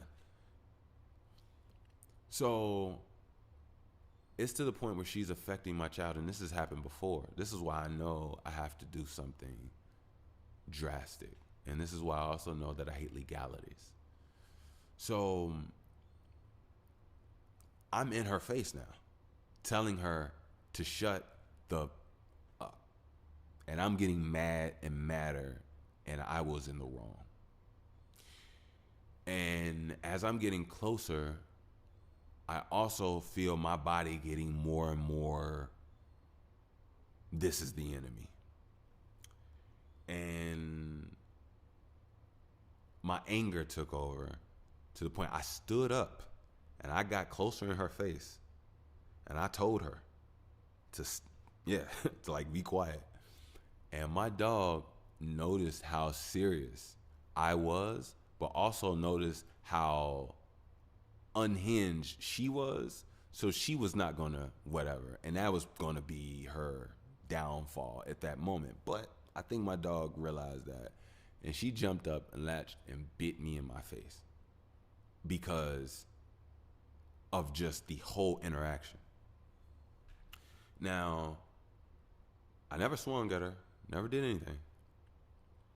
After that happened, I was about to murder my dog. And I went downstairs. I grabbed a knife. I came right back upstairs. As soon as I opened the door, I went in the door. I was like, you know what? I can't do this. You know, I was angry going down the stairs. And I was angry coming up halfway the stairs. But walking towards the room and entering, I'm like, this is my daughter's dog. This is my daughter. We shouldn't even be in this. You know. By that time, she calls the police on me, right? Now, police there, they want to know what's going on, what's the situation. They come in telling me they handle domestic violence situations very extremely whatever. I'm like, all right, that's cool. That's great. I'm glad. Actually, to be honest with you, I wasn't feeling them at all. Yeah, I wasn't feeling them at all. Only because if you understand, I mean, I don't know everybody's world, and to be honest with you, I've learned that when we had our daughter, I learned that there actually is a lot of women out here getting beat up, like legitimately beat up. You know what I mean? And I don't live that life because I don't hit my woman. Never hit a woman. So that's not my lifestyle. I didn't know about that. But and I think I mentioned it. I'm pretty sure I talked about this on the pod. You know, I was looked at as a demon, like a literal demon, just supporting her during the delivery. I'm talking about whatever she wanted to, whatever she wanted. You know, I would go out and get it.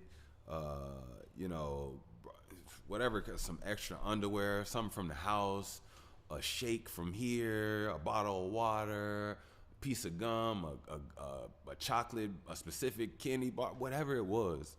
They saw me coming in and leaving and, you know, making sure my baby was good and sleeping there in the room. And they just gave me so much hell. Like sometimes they would take forever to buzz me in, or they would just have me go sign extra and it was like, what is all this? Like, why y'all making it so different? You know, I'm the father. Like, I've been here for damn near 3 days. Like, what's this?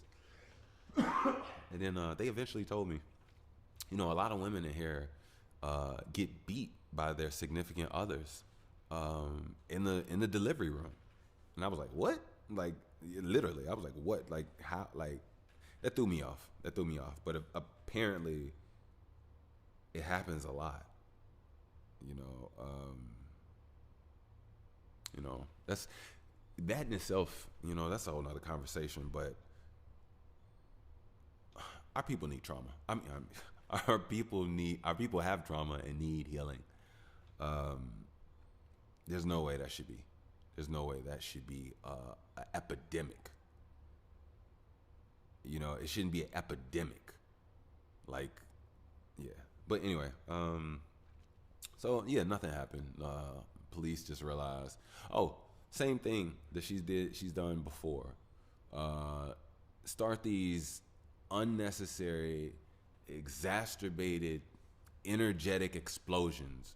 Where therefore, the police had escort her through the house as if I was some deranged lunatic. Didn't want me to.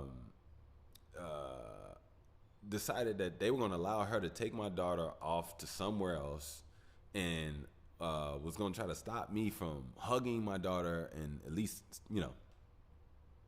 I'm already allowing you all to do this. If you think you're going to stop me from touching, hugging my daughter, that's not going to happen. So it didn't. They couldn't, whatever. And eventually, they escorted her to the car, and she did the same thing that she had done previous times when calling the police, and then taking my daughter out in the middle of the night when there is no problem, and the only problem is her. She's the problematic one. And then, since there is no problem, she comes back home that same goddamn night at 2-3 o'clock in the morning when it's dangerous and cold. This person has done this like 5 or 6 times. Never been beat, never been shot, nothing. But can't control their own emotional whatever. But look, this is what I find so crazy. So the way that she holds on to the story in her head is this: she was so scared of her life and out of. I'm like, lady, girl, who do you know is scared of a person but runs up to the person and yells in their face? You're a liar. Like, and see, this is the thing. That moment when I was in her face, because at this point, she was being a detriment to my daughter, like literally screaming in my daughter's ear. My daughter is scared. My daughter doesn't understand why her parents are fighting. My daughter is being traumatized. And I tell you this. You know what she did? She did everything in her power for me to hit her. She did nothing but taunt, tease, and push more and more and more. And she wanted me to hit her. She wanted me to hit her so she could call the police and have me gone. She's fake as hell. And then a couple days later, want to walk through the house all quiet, don't want to say nothing, eventually want to try to do some nice things and this and that. Bitch, you fake. But according to you, you're the correct one in your storyline. So yeah, it really messed me up. And it's so funny that I guess some of these in the past, I've expressed some things, but honestly, now you all, it doesn't affect me the same anymore. You know what I mean? Like, I have a perfect life, and things will go perfectly for me. I know. I'm gonna keep my soul. I'm gonna keep my faith. I work hard here. I put energy into this, and I know it'll come back to me. And I'm thankful for you all. I just watched that, here's another thing. It'd be so weird if I actually become a celebrity. That'd be very weird. But as you all know, I don't really discuss a lot of celebrities or celebrity talk here on this pod. I'm from Chicago, so if it's not like mad love, keep people's names out your mouth. That's how I grew up and being. And then on top of that, another thing, I don't speak candidly or easily on anybody I just met. I need time before I open up my mouth and put myself out there, because people are not who and what they are, or say they are, or come off as. And I've seen too many examples where I'm not going to be duped. So when it comes to certain people about what I might admire, I like, you know, um, I'm a little tight lipped on that. You know what I mean? But I will say this though. I recently watched a really good interview. Um, Funny Knowing You, Dion Cole's comedy show on YouTube. First of all, Dion, I don't know if you ever hear this. You might not. Your show was amazing, bro. That episode was the best one. No ploy, no discourse to anybody else. I promise. I saw one about Tachina Arnold. She was really good. I love her. Um, Hey, shout out to her. She's one of the black people that we've had emotional intelligence to actually see and like and respect her. And her role in Martin didn't vilify her. Like some people never came back from certain roles. I think it's a testament to her talent, how she actually she was just a great actress, you know, because she even did Everybody Hates Chris Mom. And sometimes you don't even think that that's her. Like, you don't even think it's the same person, but like, that's her. So shout out to her. But I just say that because I saw that randomly. Saw a few other ones. But I really wanted to give a shout out to the Mike Epps episode, because I'm not going to, I'll go ahead, watch it. I'll leave it for you all to watch. I'm not going to have to sit here and, talk about a whole pod. It's something that you can watch. But I'll just tell you what I took from it and how it affected me. As I'm listening, I noticed that I'm laughing hysterically. Right? Excuse me. I'm laughing like crazy. And I love it. I love it. I love the laughter. It's making me feel so good because, I got this sickness. I'm alone. I don't really, I keep myself up. Read my books, stuff like that. But I don't really spend that much time with other people. No, nothing like that. Just my daughter, and,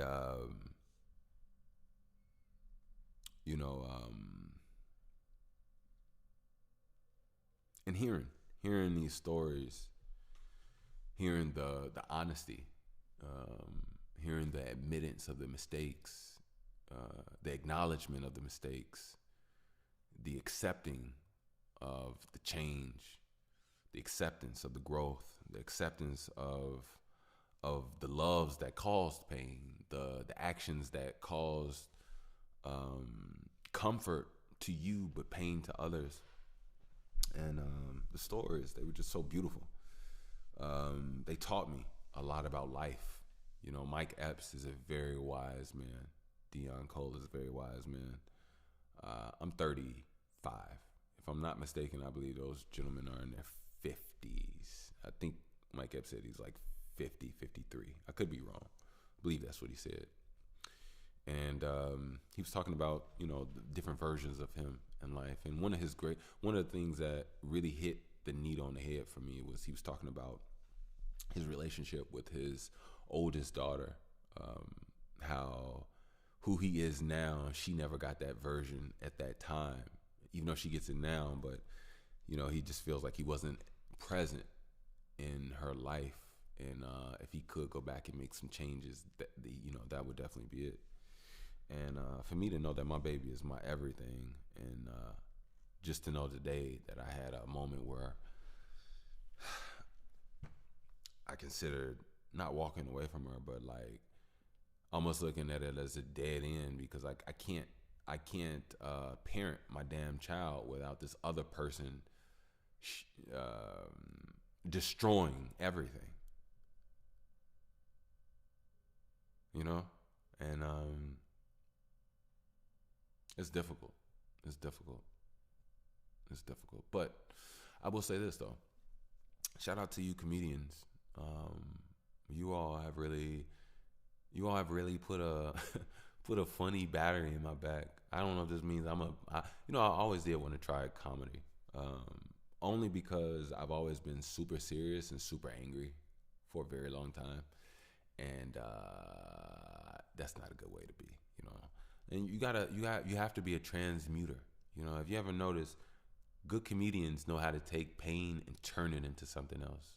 And not only that, they just know how to they've learned how to just transmute anything into what they want it to be. And that's beautiful. And not only is that beautiful, that's powerful. You know, it's very powerful if you do it the right way. And you know, so you know, I've always, I think I've already taken a bit of that, you know, from years ago, but just strengthening that aspect of my life, it will do wonders for me. I know it will. Um, you know, I can only hope for, I can only hope for the best, you all. Only hope for the best, and I believe that this is my year. I believe this is my year. I've gone through too much, so much, and I know that this is my year. I know it. I know it. I know it. I know it. I love you. I love you. I love you. I love you. Say no. I don't know. That just came over me. I'm sorry. I love you. I love you. All right, anyway. But yeah, I love my baby. I love myself. You know, I know my parents probably loved me at one point in time. Um, you know, and I have no gripes towards them at all.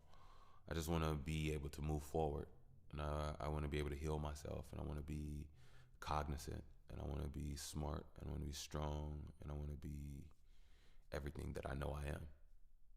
And I want to be everything that I know that they know I am. Because you only fear something that you know has to be different and special, you know. And I know that I have a purpose, you know, and my purpose has been getting much, much clearer over these last few years. This podding has been just the building of clarity in so many ways. You know, you know, it was just so much, man, so much. But I'm actually, I actually feel like we're coming up on 2 hours here. I didn't want to, you know, take up you all's time and everything like that. But I also know that at this point, I didn't want to. I didn't want to not show up this week. I didn't. I know I was sick and I couldn't do much. I couldn't do anything, honestly. I'm not gonna lie to you. Throw a little itchy. Yeah, I couldn't do much of anything.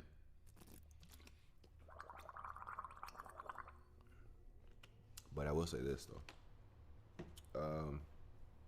You know, smokers out there.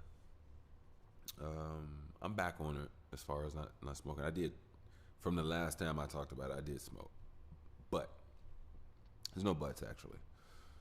I would hope that I don't again. One of the reasons why that I've had a very clear understanding. Number one, it made my sickness way worse than what it could have been, and I just been doing a lot of research, a lot of learning, and this is for my spiritual community out there. You know, these heavy metals counteract negatively good energies that come to this planet, good energies that come from us, and we have to be cognizant of what we ingest, what we put in our bodies.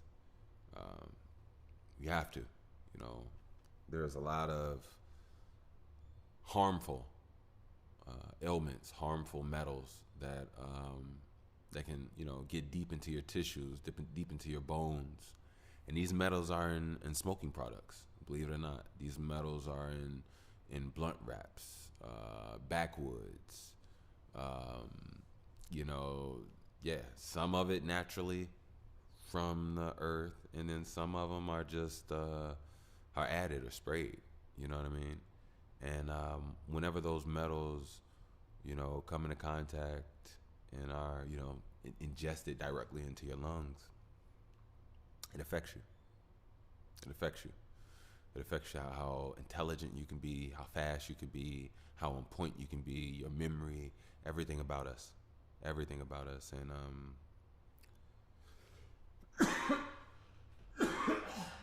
one thing about me when it comes to smoking, smoking came to me when I was hurting life.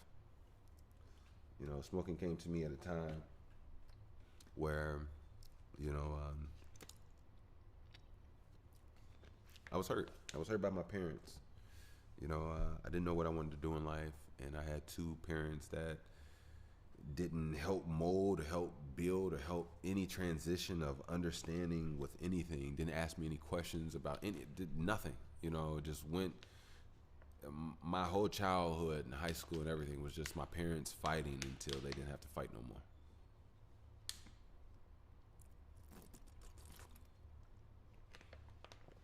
Do I want to do that for my daughter? No.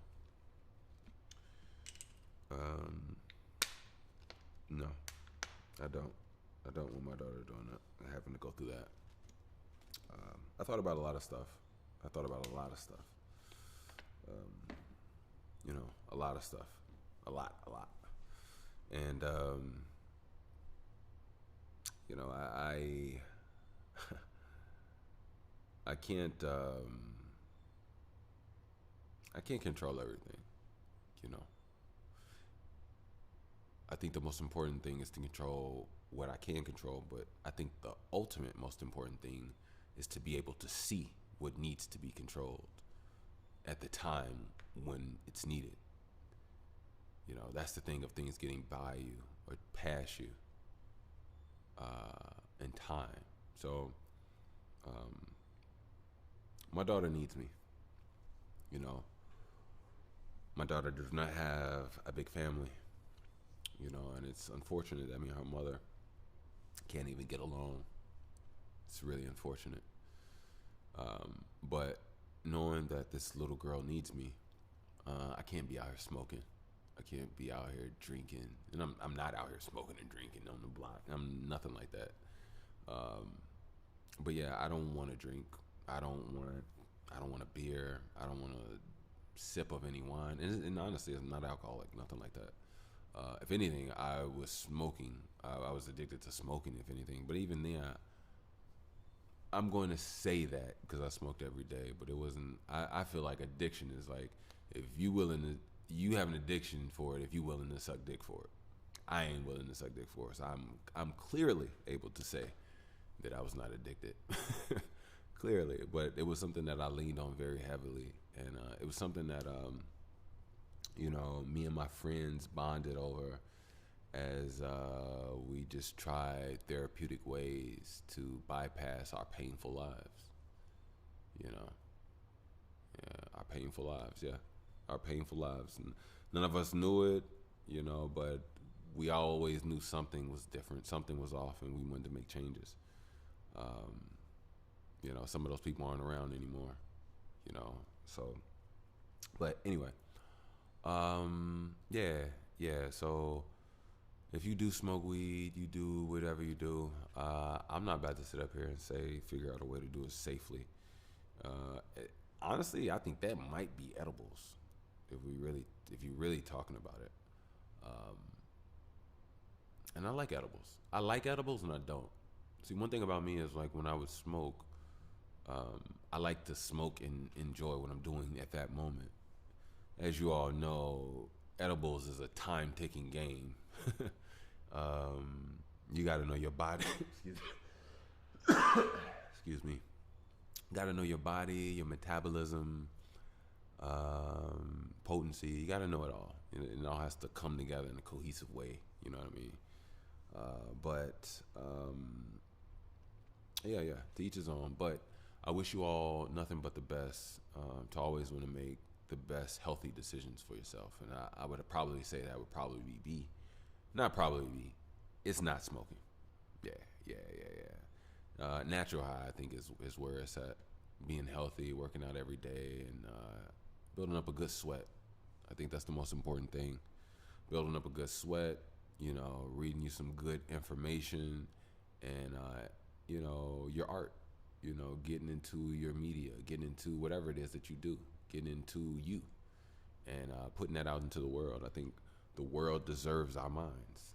I know for a fact that the world deserves my mind, because I also know for a fact that I deserve the world. I deserve you all. I want you all. I really do. I want to be friends with the people that are worthy. I wanna find my vibe tribe. I want to invest in things that we can do and do together, and other people want to invest and do things, or we could just invest in energy, or whatever the case may be. I want to be able to show up and show the world that somebody cares, somebody is real, somebody is not, But at the same time, the same token, we all have to strengthen ourselves. I need to take boxing classes. I don't think my hands are where I want them to be. You know what I mean? I don't think the average person could whip my ass or anything, and I really don't think somebody a little advanced in that could whip my ass. But it's some people out there that do what they do, and I haven't really been able to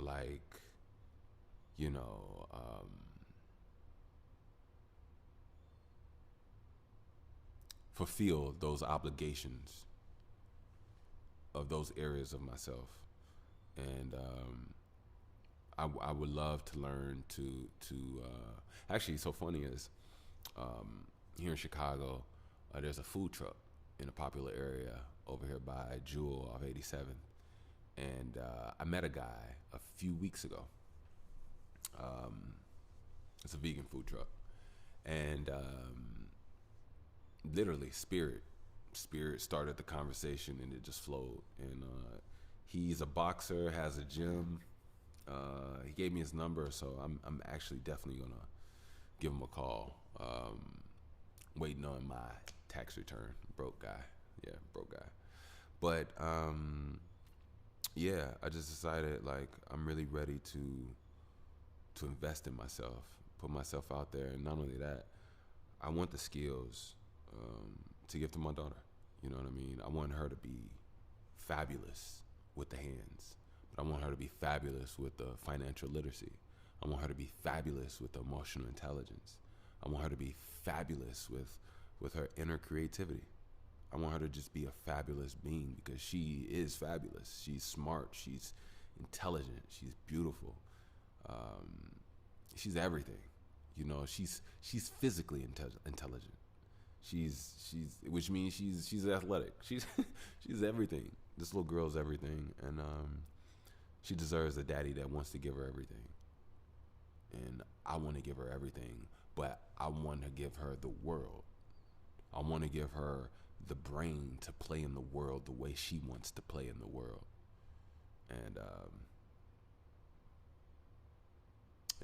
what I said, as far as that I'll never say it again. I don't know if I ever officially said it. Maybe sometimes my brain subconsciously gets away from it as soon as I get close to it. But earlier I was like, ever since she made that whole thing, I was like, just go, take her. I'm not even gonna say or do anything to her. I'm just, I'm not even gonna interact with her no more. Like I wasn't her daddy no more. Because it's tough with her ruining my child every time is a time for my daughter to get better. And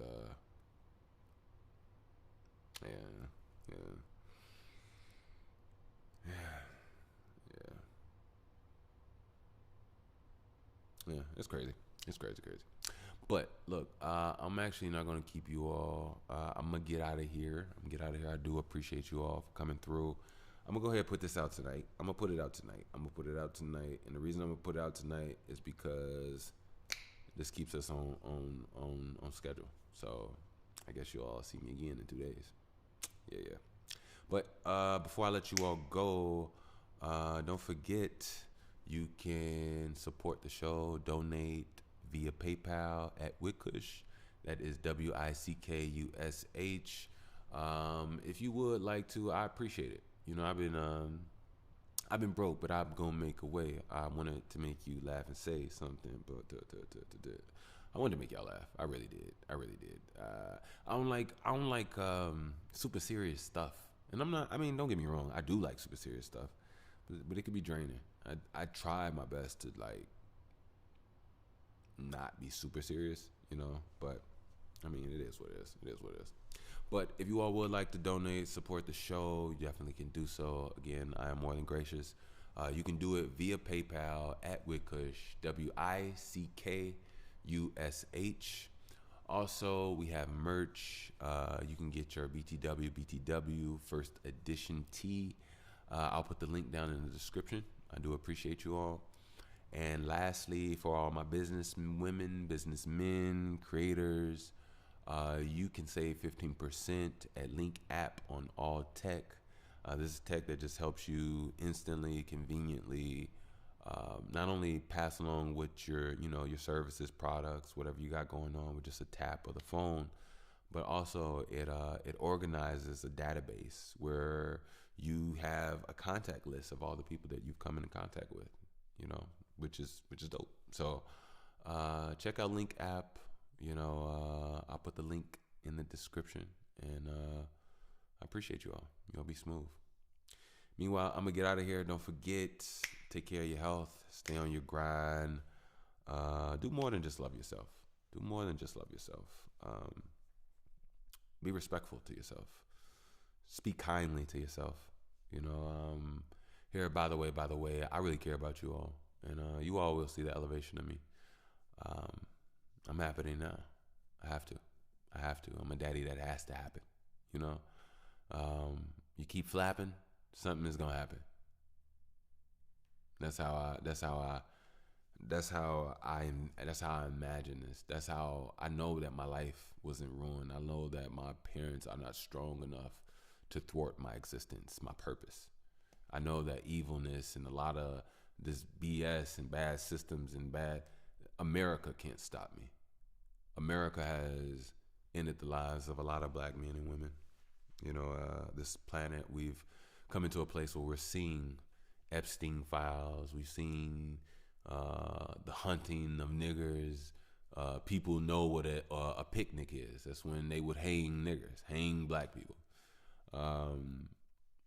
This world is heinous. This world is fake. This world is a lie. And this world is demonic. And it's been that way for so long. And everybody called conspiracy theorists crazy.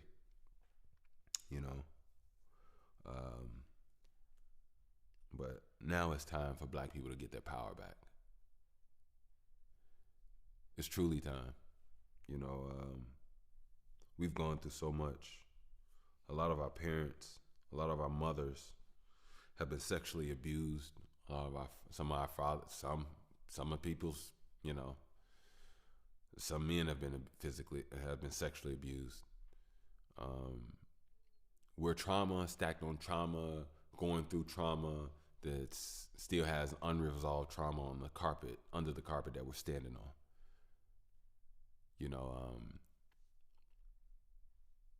Our people need a miracle. And I'll say this, whatever that miracle is doing, I'm opening up myself to allow it to use me in assisting it, because I want to help this world. This isn't some little kid saying, I want to make the world better. I want to be a president. Fuck a president. I don't think that's the answer. Little kids should be, I want to be me when I grow up. Because most of you all won't be you by the time you grow up. You'll be something completely different. It'll be a contrived version of you. It'll be not who you originally started off as. And it wouldn't be a natural progression of growth. There's a lot of infiltration in people's psyche and minds. And it can be very frustrating, especially this so-called touch that I see homosexuality has on children learning videos and things of that nature. And it's like, no, no, no, no, no, no, no, no, no, no. We're not doing that. If you decided to be homosexual, then you decided to be homosexual. You have to understand what that entails. Two species of the same sex cannot reproduce. And if you chose to have that lifestyle, you have to choose what comes with that lifestyle. You can't have access to other people's children. And I see that that is a prevalent thing today. And I'm not for it at all. I will literally destroy everything that has to that think that it can infiltrate and abuse children. And let's say you're not even trying to abuse children. Let's just say that. I don't care what you're trying to do. You won't have any touch. If you want to have that touch, you'll create your own. If your mindset is so off and programmed to not be natural, children are natural. Children come from nature. Children come from a natural act. You decided not to do that natural act. You decided to do a man-made mental action. And a lot of people here forget how powerful the mind is. The mind is very powerful. My pointer finger is my pointer finger.